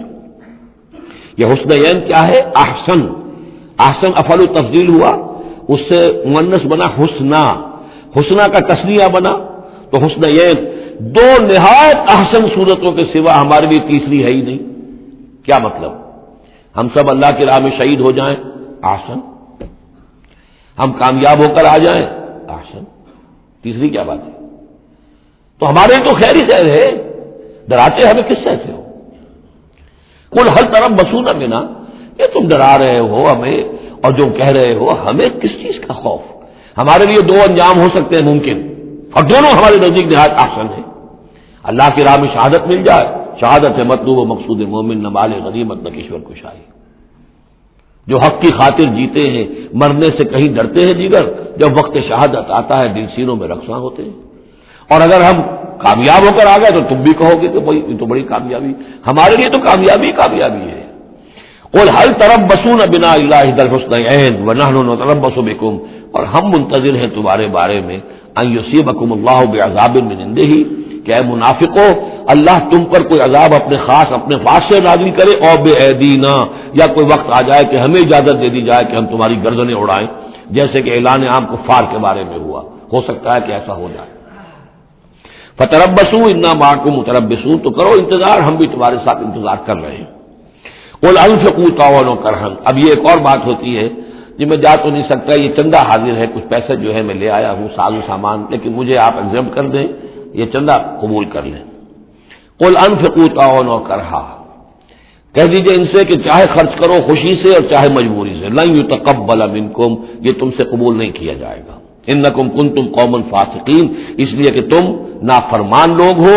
اس وقت جو ہے پیسہ بدل نہیں ہوگا، اس وقت تو جانا ہے، فرض عین ہے، نفیر عام ہے، اس وقت جو ہے یہ پیسہ اس کی جگہ پر کام نہیں کر سکتا۔ وما منعهم ان تقبل منهم نفقاتهم، اور نہیں محروم کیا انہیں اس بات سے کہ ان کے نفقات، ان کے خرچہ جو اللہ کی راہ میں چندہ دے رہے تھے ان کو قبول کیا جاتا، الا انهم كفروا بالله وبرسوله، مگر اس بات نے کہ انہوں نے کفر کیا ہے اللہ کے ساتھ اور اس کے رسول کے ساتھ۔ ولا یاتون الصلاۃ الا وهم کسالى، اور وہ نماز کے لیے نہیں آتے مگر بہت ہی کسل مند۔ ولا ينفقون الا وهم كارهون، اور جو یہ خرچ بھی کرتے ہیں تو کراہت کے ساتھ کرتے ہیں، مجبوراً کرتے ہیں، وہ تو جان بچانے کے لیے خرچ کرنے کے لیے آمادہ ہو گئے ہیں، ورنہ انہیں مال جو ہے بڑا پیارا ہے۔ فلا تعجبك اموالهم ولا اولادهم، تو اے نبی اور اے مسلمانوں تمہیں ان کے مال اور ان کی اولاد ان سے دھوکہ نہ کھاؤ، اچھے نہ لگے تمہیں، تم سمجھتے ہو کہ اللہ کی بڑی نعمتیں ہیں ان پر، یہ دولت والے منافق تھے، بچا بچا کر رکھتے تھے، دولت والے تھے، ان کی اولاد بھی اللہ نے دی ہے، اللہ تعالیٰ تو دنیا میں پھر اور دے دیتا ہے ان کو جن کا آخرت میں کوئی حصہ نہیں ہے، کہ جو بھی کچھ ہے یہیں پر اپنا حساب کتاب کر لے۔ فلا تعجبك، تو تعجب نہ کرو اس کے مال اور اولاد کے بارے میں، وہاں سخت الفاظ آ رہے، انما یرید اللہ لیعذبہم بہا فی الحیات الدنیا، اللہ تعالیٰ چاہتا یہ ہے کہ انہی چیزوں کے ذریعے سے انہیں دنیا کی زندگی میں عذاب دے، یہی اولاد سوہان روح بھی بن جاتی ہے، یہی بڑا چہیتا لاڈلا بیٹا جس کے لیے کیا کچھ کیا ہے، اور ہو سکتا ہے کہ وہی جو ہے باپ کے لیے سوہان روح بن جائے۔ یہی مال و دولت جو ہے وہ تزہق انفسہم وہم کافرون، اور اللہ چاہتا ہے کہ ان کی جانیں نکلے اسی کفر کی حالت میں، وہ لپٹے رہے اسی مال سے اور اپنی اولاد سے اور اپنی دولت سے اور جائیداد سے، اور ان کو آنکھ ان کی کھلنی نصیب نہ ہو، تاکہ اللہ تعالیٰ چاہتا ہے کہ آخری عذاب کے مستحق بن جائے۔ فلا تعجبک اموالهم ولا اولادهم انما يريد الله ليعذبهم بها في الحیاۃ الدنیا وتزهق انفسهم وهم کافرون ويحلفون بالله انهم منكم لمنكم، اور وہ قسمیں کھا کر کہتے ہیں ہم بھی آپ کے ساتھ ہیں، مسلمانوں میں سے ہی ہیں، ہماری بات کا اعتبار کیجئے۔ وما هم منكم، لیکن مسلمانوں یہ حقیقت میں تم میں سے نہیں ہے، ولکنهم قوم يفرقون، بلکہ اصل میں یہ ڈرے ہوئے خائف ہیں، خوف کی وجہ سے جب اسلام کا غلبہ ہو گیا ہے یہ اپنے آپ کو مسلمان ظاہر کر رہے ہیں۔ لو یجدون ملجا و مغارات و مدخلا، اگر یہ پالے کہیں کوئی پناہ کی جگہ یا کوئی غار مغارات اور مدخلا جہاں سر گھسانے کی جگہ ہو، لولوا الیہ وہم یجمعون، تو یہ اسی کی طرف لوٹ جائیں گے اور اپنی رسیاں توڑا لیں گے، جیسے کوئی جانور رسی توڑا کے بھاگتا ہے۔ یہ تو خوف ہے ان کا کہ اب دین غالب آ گیا جزیرہ نما عرب میں، اب جائیں کہاں ہم؟ اگر کوئی جائے پناہ ہوتی ان منافقین کے لیے، کہیں سر گھسانے کی جگہ ہوتی، چھپانے کی جگہ ہوتی، تو یہ بھاگ گئے ہوتے۔ وَمِنْهُمْ مَنْ يَلْمِزُكَ فِي الصَّدَقَاتِ، اور اے نبی ان میں سے وہ بھی ہیں جو آپ پر الزام لگاتے ہیں، ملامت کرتے ہیں آپ کو صدقات کے بارے میں۔ حضور جب زکوٰۃ کا مال آتا تھا تو آپ تقسیم کرتے تھے، اب ظاہر بات ہے کہ لوگ ہیں کھڑے ہیں، کسی کو کچھ زیادہ ہو گیا کسی وقت، کسی کو آپ نے سمجھا کہ زیادہ مستحق زیادہ دے دیا، تو ایک منافق تھا اس نے حضور کو ٹوک دیا، اعدل یا محمد، اے محمد عدل کرو، یہ کیا کر رہے ہو، ناانصافی کر رہے ہیں۔ تو حضور کو غصہ آیا اس پر صلی اللہ علیہ وسلم، علم عادل فمن عادل، اگر میں عدل نہیں کروں گا تو کون کرے گا؟ لیکن یہ کہ بہرحال اس کا بھی ذکر ہو رہا ہے، وَمِنْهُمْ مَنْ يَلْمِزُكَ فِي الصَّدَقَاتِ، ان میں سے وہ لوگ بھی ہیں جو آپ پر تان کرتے ہیں خیرات کے بانٹنے میں، صدقات اور زکوٰۃ کی تقسیم میں۔ فَإِنْ أُوتُوا مِنْهَا رَضُوا، اگر انہیں کے کھتے بھر دیے جائیں، انہیں دیا جائے تو راضی ہیں۔ وَإِنْ لَمْ يُعْطَوْا مِنْهَا إِذَا هُمْ يَسْخَطُونَ، اور اگر انہیں نہ دیا جائے تو پھر وہ ناراض ہو جاتے ہیں، غصے ہوتے ہیں، لال پیلے ہوتے ہیں۔ وَلَوْ أَنَّهُمْ رَضُوا مَا آتَاهُمُ اللَّهُ وَرَسُولُهُ، اور اگر وہ راضی رہتے اس پر جو دیا انہیں اللہ نے اور اس کے رسول نے، وَقَالُوا حَسْبُنَا اللَّهُ، اور کہتے ہیں اللہ ہمارے لیے کافی ہے، سَيُؤْتِينَا اللَّهُ مِنْ فَضْلِهِ وَرَسُولُهُ، ان قریب پھر بھی بعد میں بھی اللہ تعالیٰ اور اس کے رسول ہمیں اپنے فضل سے نوازتے رہیں گے۔ اِنَّا إِلَى اللَّهِ رَاغِبُونَ، ہم اللہ کی طرف رغبت کرنے والے ہیں۔ اگر یہ کہتے کاش کہتے تو کتنا اچھا ہوتا۔ اب یہاں ان صدقات کی مدیں بیان کر دی ہیں جو زکوٰۃ کی، یہی آیت ہے مشہور آیت کہ صدقات جو زکوٰۃ کی جو مدیں ہیں وہ کون کون سی ہیں۔ انما الصدقات، زکوٰۃ جو ہے تو سب سے پہلے للفقراء، مفلسوں کے لیے، والمساکین، محتاجوں کے لیے، والعاملین علیہا، اور جو بھی زکوٰۃ کا بندوبست کریں گے، زکوٰۃ جمع کریں گے، تحصیلدار ہوں گے، زکوٰۃ کا حساب کتاب رکھیں گے، زکوٰۃ تقسیم کریں گے، وہ اس کے عاملین علیہا، ان کی تنخواہیں اس میں سے دی جائیں گی۔ والمؤلفۃ قلوبہم، اور تالیف قلب کے لیے، کچھ لوگ ہوتے تھے جب تک ایک تحریک اور دعوت چل رہی ہے، بعض لوگ ہوتے ہیں معاشرے کے اندر صاحب حیثیت ہوتے ہیں، انہیں کچھ دے دلا دیا جائے تو ان کی مخالفت کم ہو جاتی ہے، ساتھی نہ بنے، کم سے کم یہ کہ ان کا مخالفت کا زور شور جو ہے کم ہو جائے، تو یہ تالیف قلب کے لیے۔ یہ مد جب اسلام غالب ہو چکا تو اس کے بعد سے ختم ہو گئی۔ اس کے بارے میں فقہا کا کہنا یہ اس وقت تک تھا جب تک کہ ابھی وہ تحریک اور دعوت چل رہی تھی، لیکن ویسی ہی سچویشن پھر کبھی دوبارہ پیدا ہو سکتی ہے تو پھر یہ مد جو ہے اس کے اندر یہ شامل ہو جائے گی۔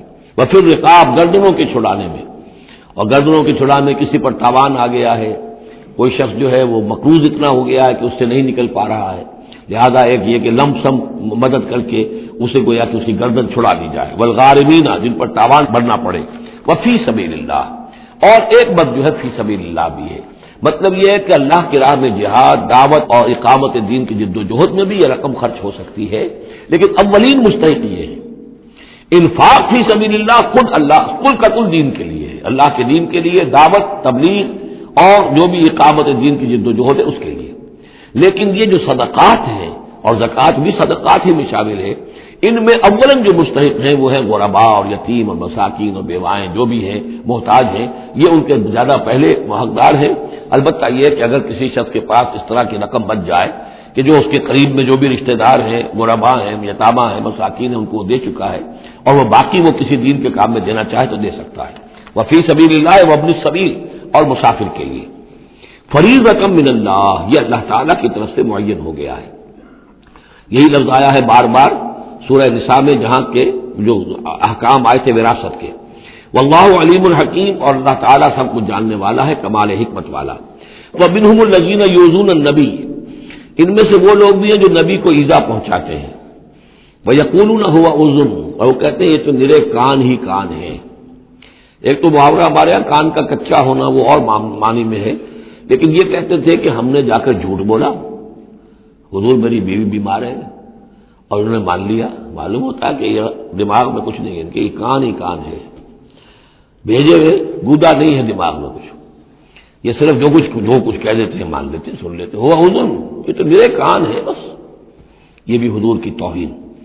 ومنہم الذین یؤذون النبی ویقولون هو اذن قل اذن خیر لکم، کہہ دیجئے یہ کان تمہارے لیے بہتر ہے، بہتری کے لیے ہے، تمہاری خیریت اسی میں ہے۔ یؤمن باللہ ویؤمن للمؤمنین، یہاں پہ یہ ایمان کے ساتھ بے اور لام کا فرق واضح ہو جائے گا۔ وہ یقین رکھتے ہیں اللہ پر اور بات مان لیتے ہیں مومنوں کی، یہ ان کی شرافت ہے، یہ ان کی نجابت ہے، یہ ان کی مروت ہے۔ وہ جانتے ہیں تم جھوٹ بول رہے ہو لیکن نہیں کہتے کہ تم جھوٹ بول رہے ہو، یہ شرافت اور مروت کا معاملہ ہے، یہ نہیں ہے کہ انہیں معلوم نہیں ہے۔ بندہ مومن جو ہے وہ تو یہ ہے کہ اتقوا فراست المومن، مومن کی فراست سے ڈرو، فإنہ ينظر بنور اللہ، وہ اللہ کے نور سے دیکھتا ہے۔ تو جو عام مومن کا معاملہ یہ ہو تو رسول کا معاملہ کیا ہوگا؟ کیا انہیں پتہ نہیں چلتا تھا کہ جھوٹ بول رہے ہیں؟ لیکن آپ کی مروت اور شرافت۔ قل اذن خیر لکم یؤمن باللہ والیوم الآخر ویؤمن للمؤمنین ورحمۃ للذین آمنوا منکم، اور جو تم میں سے واقعی مومن ہیں ان کے حق میں رحمت ہے۔ والذین یؤذون رسول اللہ لہم عذاب علیم، اور جو ایذا پہنچاتے ہیں اللہ کے رسول کو ان کے لیے بڑا دردناک عذاب ہے۔ یحلفون باللہ لکم لیرضوکم، اے مسلمانوں یہ تمہارے سامنے قسمیں کھاتے ہیں اللہ کی تاکہ تمہیں راضی کریں۔ اب ظاہر بات ہے کہ حضور کا تو جا کر بہانہ جو کیا اور لے کر آ گئے، اب مسلمانوں سے بھی کہہ رہے ہیں، قسمیں کھا کھا کر اپنے یقین دلا رہے ہیں کہ ہم مخلص ہیں، آپ ہمارے شک نہ کریں۔ یحلفون باللہ لکم لیرضوکم، تاکہ تمہیں راضی کر لیں۔ واللہ ورسولہ احق ان یرضوہ، اللہ اور اس کا رسول زیادہ حقدار ہیں کہ وہ انہیں راضی کریں، ان کانوا مؤمنین، اگر وہ واقعتاً مومن ہیں۔ الم یعلموا انہ من یحادد اللہ ورسولہ، کیا وہ جانتے نہیں ہیں کہ جو کوئی بھی مقابلہ کرے گا اور سرکشی کرے گا اللہ اور اس کے رسول کے مقابلے میں آ جائے گا، فان لہ نار جہنم خالدا فیہا، تو اس کے لیے تو جہنم کی آگ ہے جس میں وہ ہمیشہ ہمیشہ رہے گا۔ ذالک الخزي العظیم، اور یہ بہت بڑی رسوائی ہے۔ یحذر المنافقون ان تنزل علیہم سورۃ تنبئہم بما فی قلوبہم، اے مسلمانوں یہ منافق ڈرتے رہتے ہیں کہ کہیں ایسا نہ ہو کہ مسلمانوں پر کوئی ایسی صورت نازل ہو جائے کہ جو ان کو ہمارے دلوں کی حالت بتا دے۔ اللہ کی طرف سے وحی آ سکتی ہے، ہم جو کہ جھوٹ بول رہے ہیں ہمارا پردہ چاک کر دیا جائے اور ہمارا جو ہے وہ ہمارے لیے شامت آ جائے۔ قل استہزئوا، کہیے کہ نہیں ڈرتے، ابھی تم استہزاء کرتے رہو، ان اللہ مخرج ما تحذرون، لیکن بہرحال ایک وقت آئے گا جس چیز سے تم ڈر رہے ہو اللہ اسے ظاہر کر دے گا، عیاں کر دے گا۔ وَلَئِن سَأَلْتَهُمْ لَيَقُولُنَّ، اور اگر آپ ان سے پوچھیں گے تو کہیں گے اِنَّا كُنَّا نَخُوضُ وَنَلْعَبُ، وہ جب بکواس کرتے تھے آپس میں، حضور کے خلاف بات کر رہے ہیں، کسی مومن صادق کے اوپر کوئی تہمت لگا رہے ہیں۔ اب اگر کسی نے جا کر کوئی بات بتا دی حضور کو کہ فلاں شخص تو یہ کہہ رہا تھا، عبداللہ ابن ابی یہ کہہ رہا تھا، فلاں نے یہ کہا ہے، حضور نے بلایا، طلب کیا، پوچھا، تو اب وہاں پر آئیں گے وَلَئِن سَأَلْتَهُمْ، اگر پوچھیں گے باس پرس کریں گے آپ ان سے، لَيَقُولُنَّ، وہ لازماً کہیں گے اِنَّمَا كُنَّا نَخُوضُ وَنَلْعَبُ، یہ تو ویسے ہی ذرا گپ بازی میں لگے ہوئے تھے، یہ تو تھوڑی سی جو تھی ہماری گفتگو جو ہو رہی تھی وہ لائٹ وین میں گفتگو ہو رہی تھی، اس کو خامخواہ اس شخص نے جو ہے وہ سنجیدگی سے لے لیا، ہم کھیل رہے تھے دل لگی میں، یہ بات ہم نے کہہ دی تھی۔ قُلْ أَبِاللَّهِ وَبِآيَاتِهِ وَرَسُولِهِ كُنتُمْ تَسْتَهْزِئُونَ، کہیے تو کیا تم اللہ کے ساتھ اور اس کی آیات کے ساتھ اور اس کے رسول کے ساتھ استہزاء کر رہے تھے؟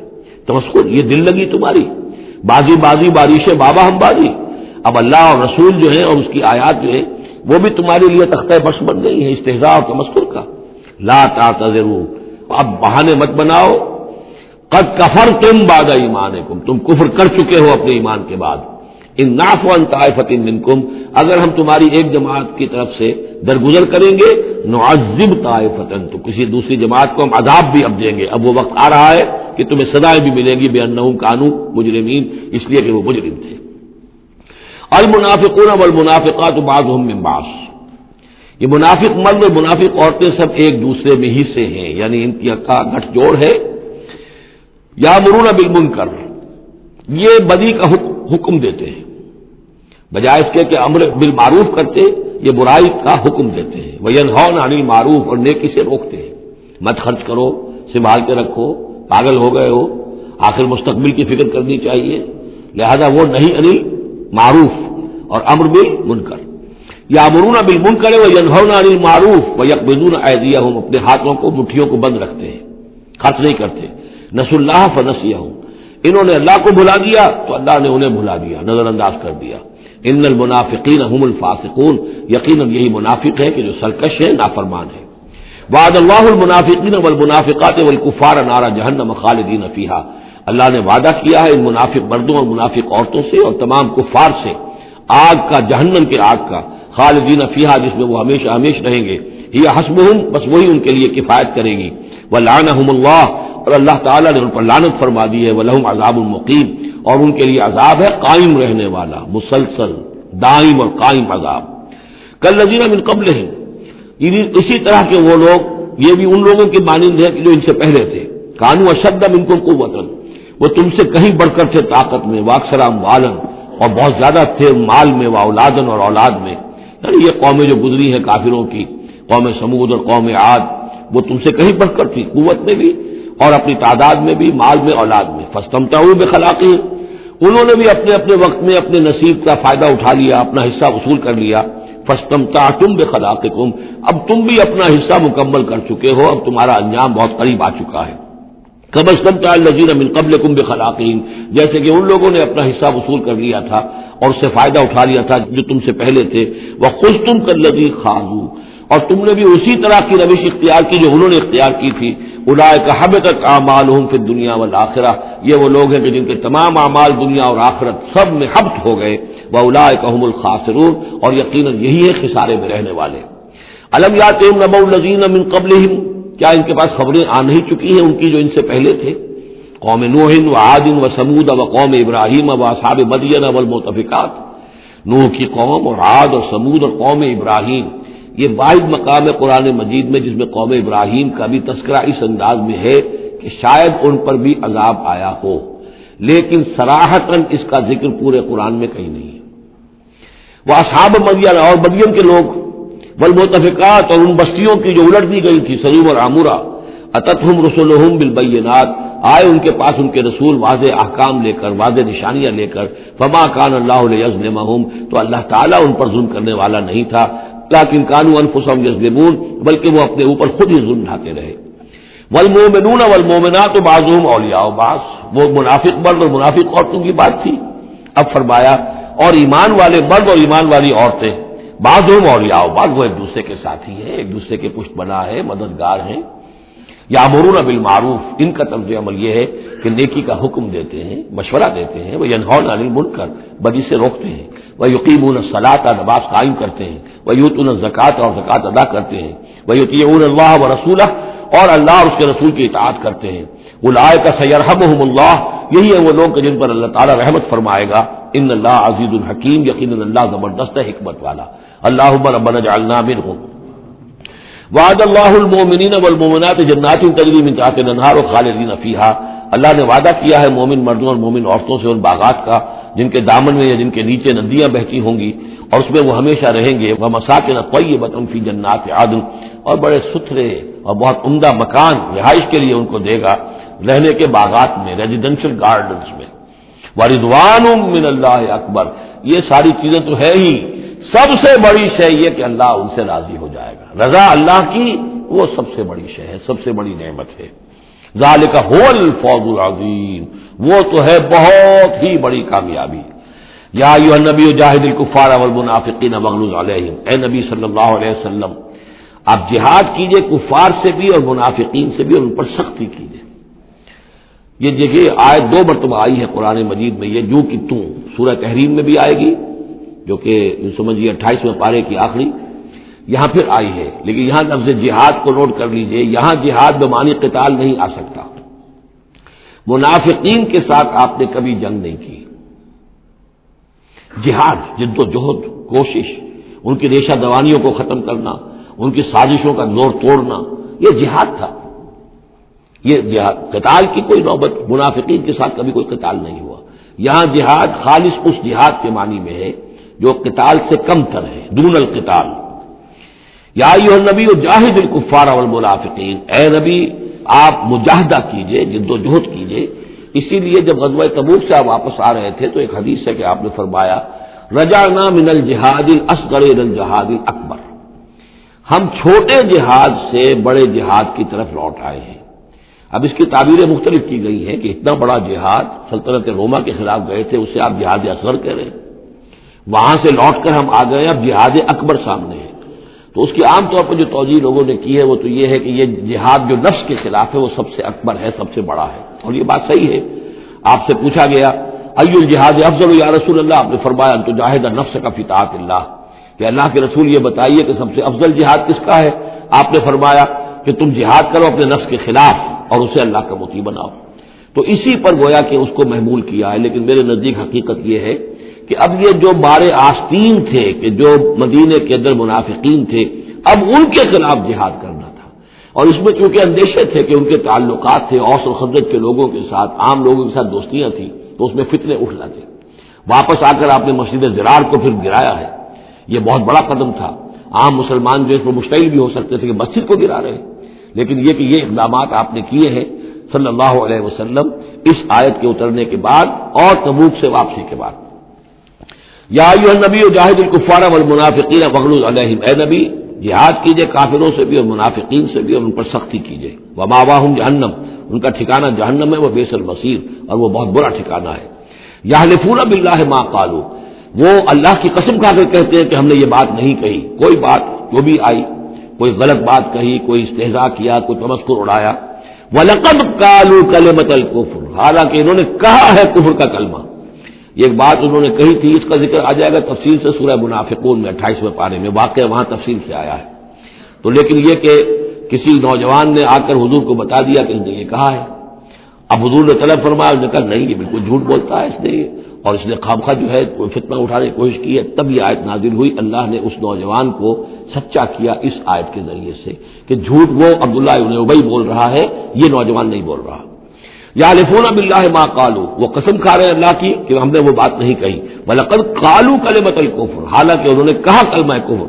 وَكَفَرُوا بَعْدَ اسلامہم، اور وہ اپنے اسلام کے بعد منکر ہو چکے، کفر کر چکے۔ وَهَمُّوا بِمَا لَمْ يَنَالُوا، اور انہوں نے ارادہ کیا تھا اس شے کا کہ جس کو وہ حاصل نہ کر سکے۔ یہ ایک خاص واقعہ ہوا تھا کہ جب تبوک سے واپس آپ آ رہے تھے تو ایک موقع پر آپ عام راستے سے قافلے سے ذرا ہٹ کر ایک پہاڑی راستے کی طرف سے آپ کا گزر ہوا، اور وہ تنگ راستہ تھا، وہاں سے بس ایک ہی اونٹ ایک وقت میں گزر سکتا تھا، حضور کے ساتھ 2 آپ کے صحابہ تھے۔ وہاں ان لوگوں نے کوشش کی، منافقین نے، کچھ لوگ تھے کہ جنہوں نے اپنے ڈھاٹے باندھ دیے کہ پہچان میں نہ آئے، اور رات کی تاریکی میں انہوں نے ہاتھ چلایا، چاہتے تھے کہ حضور کو شہید کر دیں۔ بہرحال وہاں پر جو ہے کسی طریقے سے جو 2 آپ کے جانثار ساتھی تھے انہوں نے انہیں کھدیڑا، مار کر بھگایا۔ پھر حضور نے ان کو بتا بھی دیا تھا، جن میں حضرت حذیفہ ابن یمان بھی تھے رضی اللہ تعالی عنہ، اور حضرت عمار تھے، عمار ابن یاسر، ان دونوں کو بتا دیا تھا کہ فلاں فلاں نام ہے، یہ فلاں فلاں منافق ہے، لیکن یہ میرا راز رہے گا تمہارے پاس، تم نے یہ نام کسی کو بتانے نہیں ہے۔ یہ اسی لیے حضرت حذیفہ کا نام پڑ گیا تھا صاحب سر النبی، نبی کا ایک راز ہے ان کے پاس، نبی کے ایک رازدان، وہ حضرت حذیفہ ابن یمان۔ وَهَمُّوا بِمَا لَمْ يَنَالُوا، انہوں نے تو ارادہ کیا تھا وہ چیز وہ حاصل نہ کر سکے۔ وَمَا نَقَمُوا إِلَّا أَنْ أَغْنَاهُمُ اللَّهُ وَرَسُولُهُ، اور یہ نہیں انتقام لے رہے مگر اس شے کا کہ اللہ نے اور اس کے رسول نے انہیں غنی کر دیا ہے۔ اللہ اور ان کا رسول ان کی طلب مال کو دیکھ کر انہیں صدقات میں سے، مال غنیمت میں سے بفراغت دیتا رہا، من فضلہ ہی، اپنے فضل سے۔ وَإِن يَتُوبُوا يَكُ خَيْرًا لَّهُمْ، اب بھی اگر توبہ کر لیں تو یہ ان کے لیے بہتر ہوگا۔ وَإِن يَتَوَلَّوْا، اور اگر وہ پیٹ موڑیں گے، يُعَذِّبُهُمُ اللَّهُ عَذَابًا أَلِيمًا، اللہ انہیں عذاب دے گا، بہت دردناک عذاب، فی الدنیا والآخرہ، دنیا میں بھی اور آخرت میں بھی۔ وَمَا لَهُمْ فِي الْأَرْضِ مِن وَلِيٍّ وَلَا نَصِيرٍ، اور پوری زمین میں ان کے لیے نہ کوئی ولی ہوگا، کچھ بنا ہوگا، مددگار ہوگا، اور نہ ہی کوئی حامی ہوگا۔ وَمِنْهُمْ مَنْ عَاهَدَ اللَّهُ، اب یہ وہ 3 آیتیں آ گئی ہیں جو میری تقریروں میں بہت مرتبہ آئی ہیں، ہم مسلمانان پاکستان کے لیے خاص لمحہ فکریہ ہیں۔ مدینے کے منافقین کی خاص قسم کا تذکرہ ہو رہا ہے۔ وَمِنْهُمْ مَنْ عَاهَدَ اللَّهُ، ان میں سے وہ لوگ بھی ہیں جنہوں نے اللہ سے عہد کیا تھا، لئن آتانا من فضلہ، اگر اللہ ہمیں اپنے فضل سے نواز دے گا، غنی کر دے گا، دولت دے دے گا، دولت مند کر دے گا، لنصدقن ولنکونن من الصالحین، ہم خوب صدقہ خیرات کریں گے اور نیک بن جائیں گے۔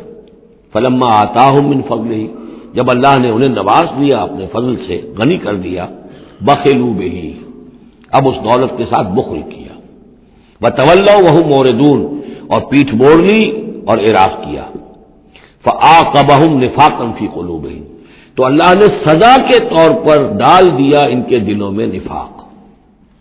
عاقبہم، عقوبت، سزا۔ دنیا میں نقد سزا یہ ملتی ہے اللہ سے کوئی وعدہ کر کے پھر جانے کی کہ نفاق جو ہے وہ دل میں پیدا ہو جاتا۔ یہ نفاق ہے پاکستان کے مسلمانوں کا روگ۔ پاکستان بنایا تھا، پاکستان کا مطلب کیا؟ لا الہ الا اللہ۔ ہندوستان کے مسلمان نے ووٹ دے کر اپنا فرض کفایہ ادا کر دیا کہ جاؤ بھائی، تم جو ہم پہ گزرے گی سو گزرے گی، تم جاؤ اور اسلام قائم کرو۔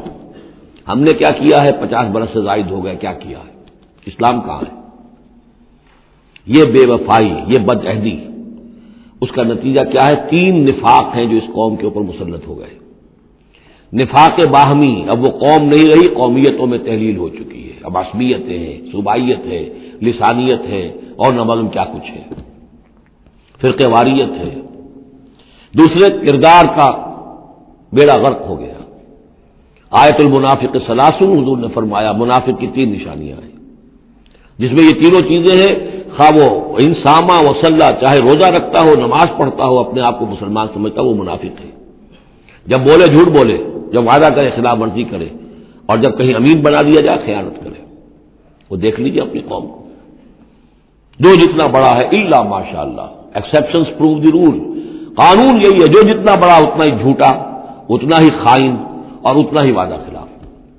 اور تیسرا اور میرے نزدیک سب سے بڑا نفاق جو ہے وہ ہمارے دستور میں ہے۔ The most sacred document of a state is the constitution۔ اور منافقت کا پلندہ ہے کہ ایک ہاتھ سے اسلام داخل کرتے ہیں، دوسرے سے نکال لیتے ہیں۔ ایک دفعہ دیکھیں تو اسلام ہی اسلام، کیا اللہ، اتنی بڑی بات۔ No legislation can be done repugnant to the Quran and the Sunnah۔ وہ اتنی بڑی بات۔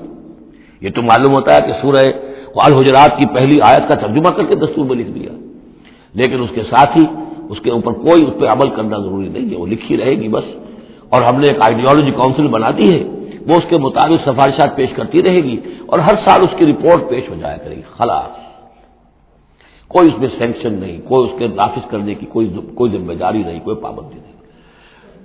فیڈرل شریعت کورٹ، کیا کہنے ہیں فیڈرل شریعت کو، بڑے بڑے چوٹی کے علماء، اور کیا کیا تنخواہیں ان کو ملی ہیں، اور کیا کیا مراعات ملی ہیں، وہ سب کچھ ہے، لیکن صورت کیا ہے؟ دستور پاکستان بھی تمہارے دائرے سے خارج، عدالتی قوانین بھی تمہارے دائرے سے خارج، یہاں تک کہ آئلی قوانین بھی تمہارے دائرے سے خارج، مالی قوانین بھی 10 سال کے لیے خارج۔ تو کیا کرو گے بیٹھ کے؟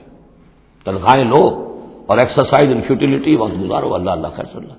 منافقت میرے نزدیک اس پوری دنیا کے اندر شاید دستور کی سطح پر ایسی منافقت کہیں اور موجود نہ ہو۔ یہ ہے ہمارا روگ اصل۔ فعاقبہم نفاقا فی قلوبہم، تو اللہ نے عقوبت کے طور پر، سزا کے طور پر ان کے دلوں میں نفاق پیدا کر دیا، الی یوم یلقونہ، اور یہ نفاق اب رہے گا اس دن تک جس دن کے یہ ملاقات کریں گے اللہ سے۔ یہ کانٹا ان کے دلوں سے نکلے گا نہیں۔ بما اخلف اللہ ما وعدوہ، بسبب اس وعدہ خلافی کے جو انہوں نے اللہ سے کیا، وبما کانوا یکذبون، اور بسبب اس جھوٹ کے جو انہوں نے بولا۔ الم یعلموا ان اللہ یعلم سرهم ونجواهم، کیا انہیں یہ معلوم نہیں ہے کہ اللہ تعالیٰ ان کی چھپی اور کھلی چیزوں کو، چھپی چیزیں اور جو نجوا کرتے ہیں یہ لوگ بیٹھ کر آپس میں سازشیں کرتے ہیں، اللہ ان سے واقف ہے۔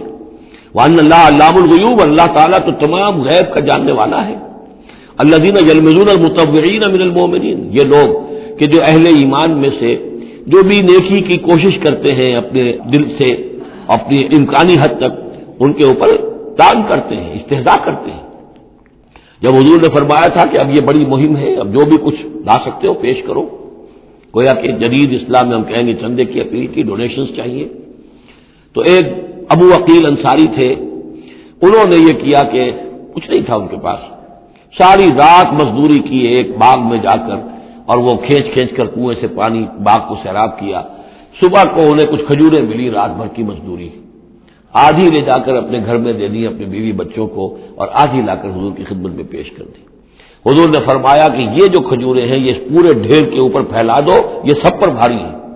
لیکن وہاں جو منافق تھے انہوں نے اب فقے چست کرنے شروع، جی ہاں ان کھجوروں کے بغیر تو یہ مہم چل ہی نہیں سکتی تھی، کیا کہنے صاحب، یہ تو بہت بڑا صدقہ انہوں نے کیا ہے، بہت بڑا معاملہ ہے۔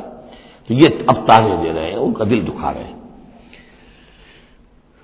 الذين يلمزون المتطوعين من المؤمنين في الصدقات والذين لا يجدون الا جهدهم، وہ بیچارے کہ جن کے پاس اپنی محنت مشقت کے سوا کچھ ہے ہی نہیں، فیسخرون منهم، ان سے مذاق کرتے ہیں، ٹھٹے کرتے ہیں، سخر اللہ منهم، اللہ تعالیٰ ان کا مذاق اڑائے، ولہم عذاب الیم، اور ان کے لیے دردناک عذاب ہے۔ استغفر لهم، اب یہ سخت ترین آیت ہے قرآن مجید میں منافقین کے لیے، یا وہ تھی جو سورہ نساء میں تھی، ان المنافقین فی الدرک الاسفل من النار، منافق آگ کے سب سے نچلے طبقے میں ہوں گے۔ کیا یہ ہے؟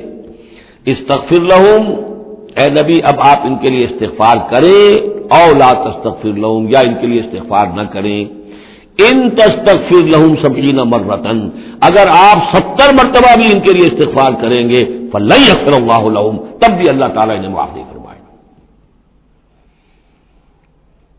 ذالک بانہم کفروا باللہ ورسولہ، یہ اس لیے کہ یہ اللہ اور اس کے رسول کے ساتھ کفر کر چکے، واللہ لا یہدی القوم الفاسقین، اور اللہ ایسے فاسقوں کو ہدایت نہیں دیتا۔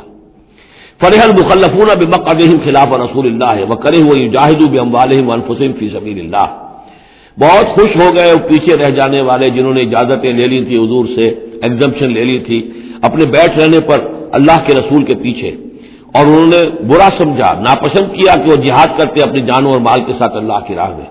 وقالوا لا تنفروا فی الحر، اور وہ دوسروں سے بھی کہہ رہے تھے ہم تو لے آئے چھٹی، رخصت لے آئے ہیں، تم بھی ذرا عقل کے ناخن لو، کہاں جا رہے ہو اس گرمی میں، اس شدید موسم کے اندر جا رہے ہو، پاگل ہو گئے؟ لا تنفروا فی الحر، اس گرمی میں مت نکلو۔ قل نار جہنم اشد حرا، اے نبی ان سے کہہ دیجئے جہنم کی آگ اس سے کہیں زیادہ گرم ہے۔ لو کانوا یفقہون، کاش کہ ان کو تفقہ حاصل ہوتا، فہم حاصل ہوتا۔ فلیضحکوا قلیلا ولیبکوا کثیرا، تو انہیں چاہیے کہ ہنسے کم روئیں زیادہ، جزاء بما کانوا یکسبون، بدلہ اس کا کہ جو کمائی انہوں نے کی ہے۔ فإن رجعک اللہ الی طائفۃ منہم، تو اے نبی اگر اللہ تعالیٰ آپ کو لوٹا کر لے جائے، یہ 4 رکوع ختم ہو چکے تھے، 9ویں رکوع پر ان کے بارے میں تو تیقن کے ساتھ معلوم تھا کہ وہ غزوہ تبوک پر روانگی سے قبل آئے ہیں، یہ درمیان کا ہے کہ کچھ جاتے کچھ آتے، کچھ غزوہ تبوک کے وقت عین تبوک میں بھی وہی نازل ہوئی ہے، تو یہ وہ آیات ہے۔ فإن رجعک اللہ، ظاہر بات ہے یہاں معلوم ہو رہا ہے کہ یہ کہیں تبوک میں یہ آیت نازل ہوئی ہے۔ اگر اللہ آپ کو لوٹا کر لے جائے ان کے کسی گروہ کے پاس، فاستاذنوک للخروج، اور پھر وہ آپ کے ساتھ نکلنے کی اجازت مانگے کسی اور دشمن کے خلاف، فقل لن تخرجوا معی ابدا، کہہ دیجیے گا اب تم میرے ساتھ کبھی نہیں نکلو گے، وہ آخری امتحان تمہارا ہو چکا، تم ناکام ہو چکے۔ ولن تقاتلوا معی عدوا، اور اب میرے ساتھ ہو کر کسی دشمن کے ساتھ جنگ کرنے کا تمہیں موقع نہیں ملے گا۔ انکم رضیتم بالقعود اول مرۃ، تم پہلی مرتبہ راضی ہو گئے تھے بیٹھے رہنے پر، نفیر عام ایک ہی مرتبہ ہم نے کی، اور تم پیچھے رہنے پر، بیٹھ رہنے پر راضی ہو گئے۔ فقعدوا مع الخالفین، اب ہمیشہ کے لیے پیچھے رہنے والوں کے ساتھ بیٹھ رہو۔ ولا تصلی علی احد منهم مات، اور اے نبی ان میں سے کوئی مر جائے تو اس کی نماز جنازہ ادا نہ کیجیے ابدا، کبھی بھی۔ ولا تقم علی قبرہ، اور اس کی قبر پر آپ کھڑے نہ ہوں۔ یہ دیکھیے یہ اب ان کی رسوائی کا سامان ہو رہا ہے، ابھی تک تو پردے پڑے ہوئے تھے، لیکن اب یہ ہے کہ حضور جو ہے جب انکار کرتے تھے کسی کی نماز جنازہ پر جانے سے معلوم ہو جاتا تھا کہ یہ منافق ہے، حضور نے اس کی نماز جنازہ میں شرکت سے انکار کیا۔ ولا تصلی علی احد منهم مات ابدا ولا تقم علی قبرہ، اور مت کھڑے ہوئیے اس کی قبر پر۔ انہم کفروا باللہ ورسولہ، یقیناً انہوں نے کفر کیا ہے اللہ اور اس کے رسول کے ساتھ، وماتوا وهم فاسقون، اور وہ مرے ہیں اسی حال میں کہ وہ نافرمان تھے۔ ولا تعجبک اموالهم واولادهم، یہ آج پہلے بھی آ چکی ہے، آیت نمبر 55، صرف وہی ایک فرق ہے اس میں، وہاں فلا تعجبک ہے، یہاں ولا تعجبک، آپ کو زیادہ پسند نہ آئیں، اچھی نہ لگے، نہ ان کے اموال نہ ان کی اولاد۔ انما یرید اللہ ان یعذبہم، یہاں لام کی بجائے ان آ گیا ہے، اللہ چاہتا یہ ہے کہ انہیں عذاب دے انہی چیزوں کے ذریعے سے دنیا میں، وتزهق انفسهم وهم کافرون، اور ان کی جانیں نکلے اسی حالت کفر میں۔ بارک اللہ لی ولکم فی القرآن العظیم ونفعنی وإیاکم بالآیات والذکر الحکیم۔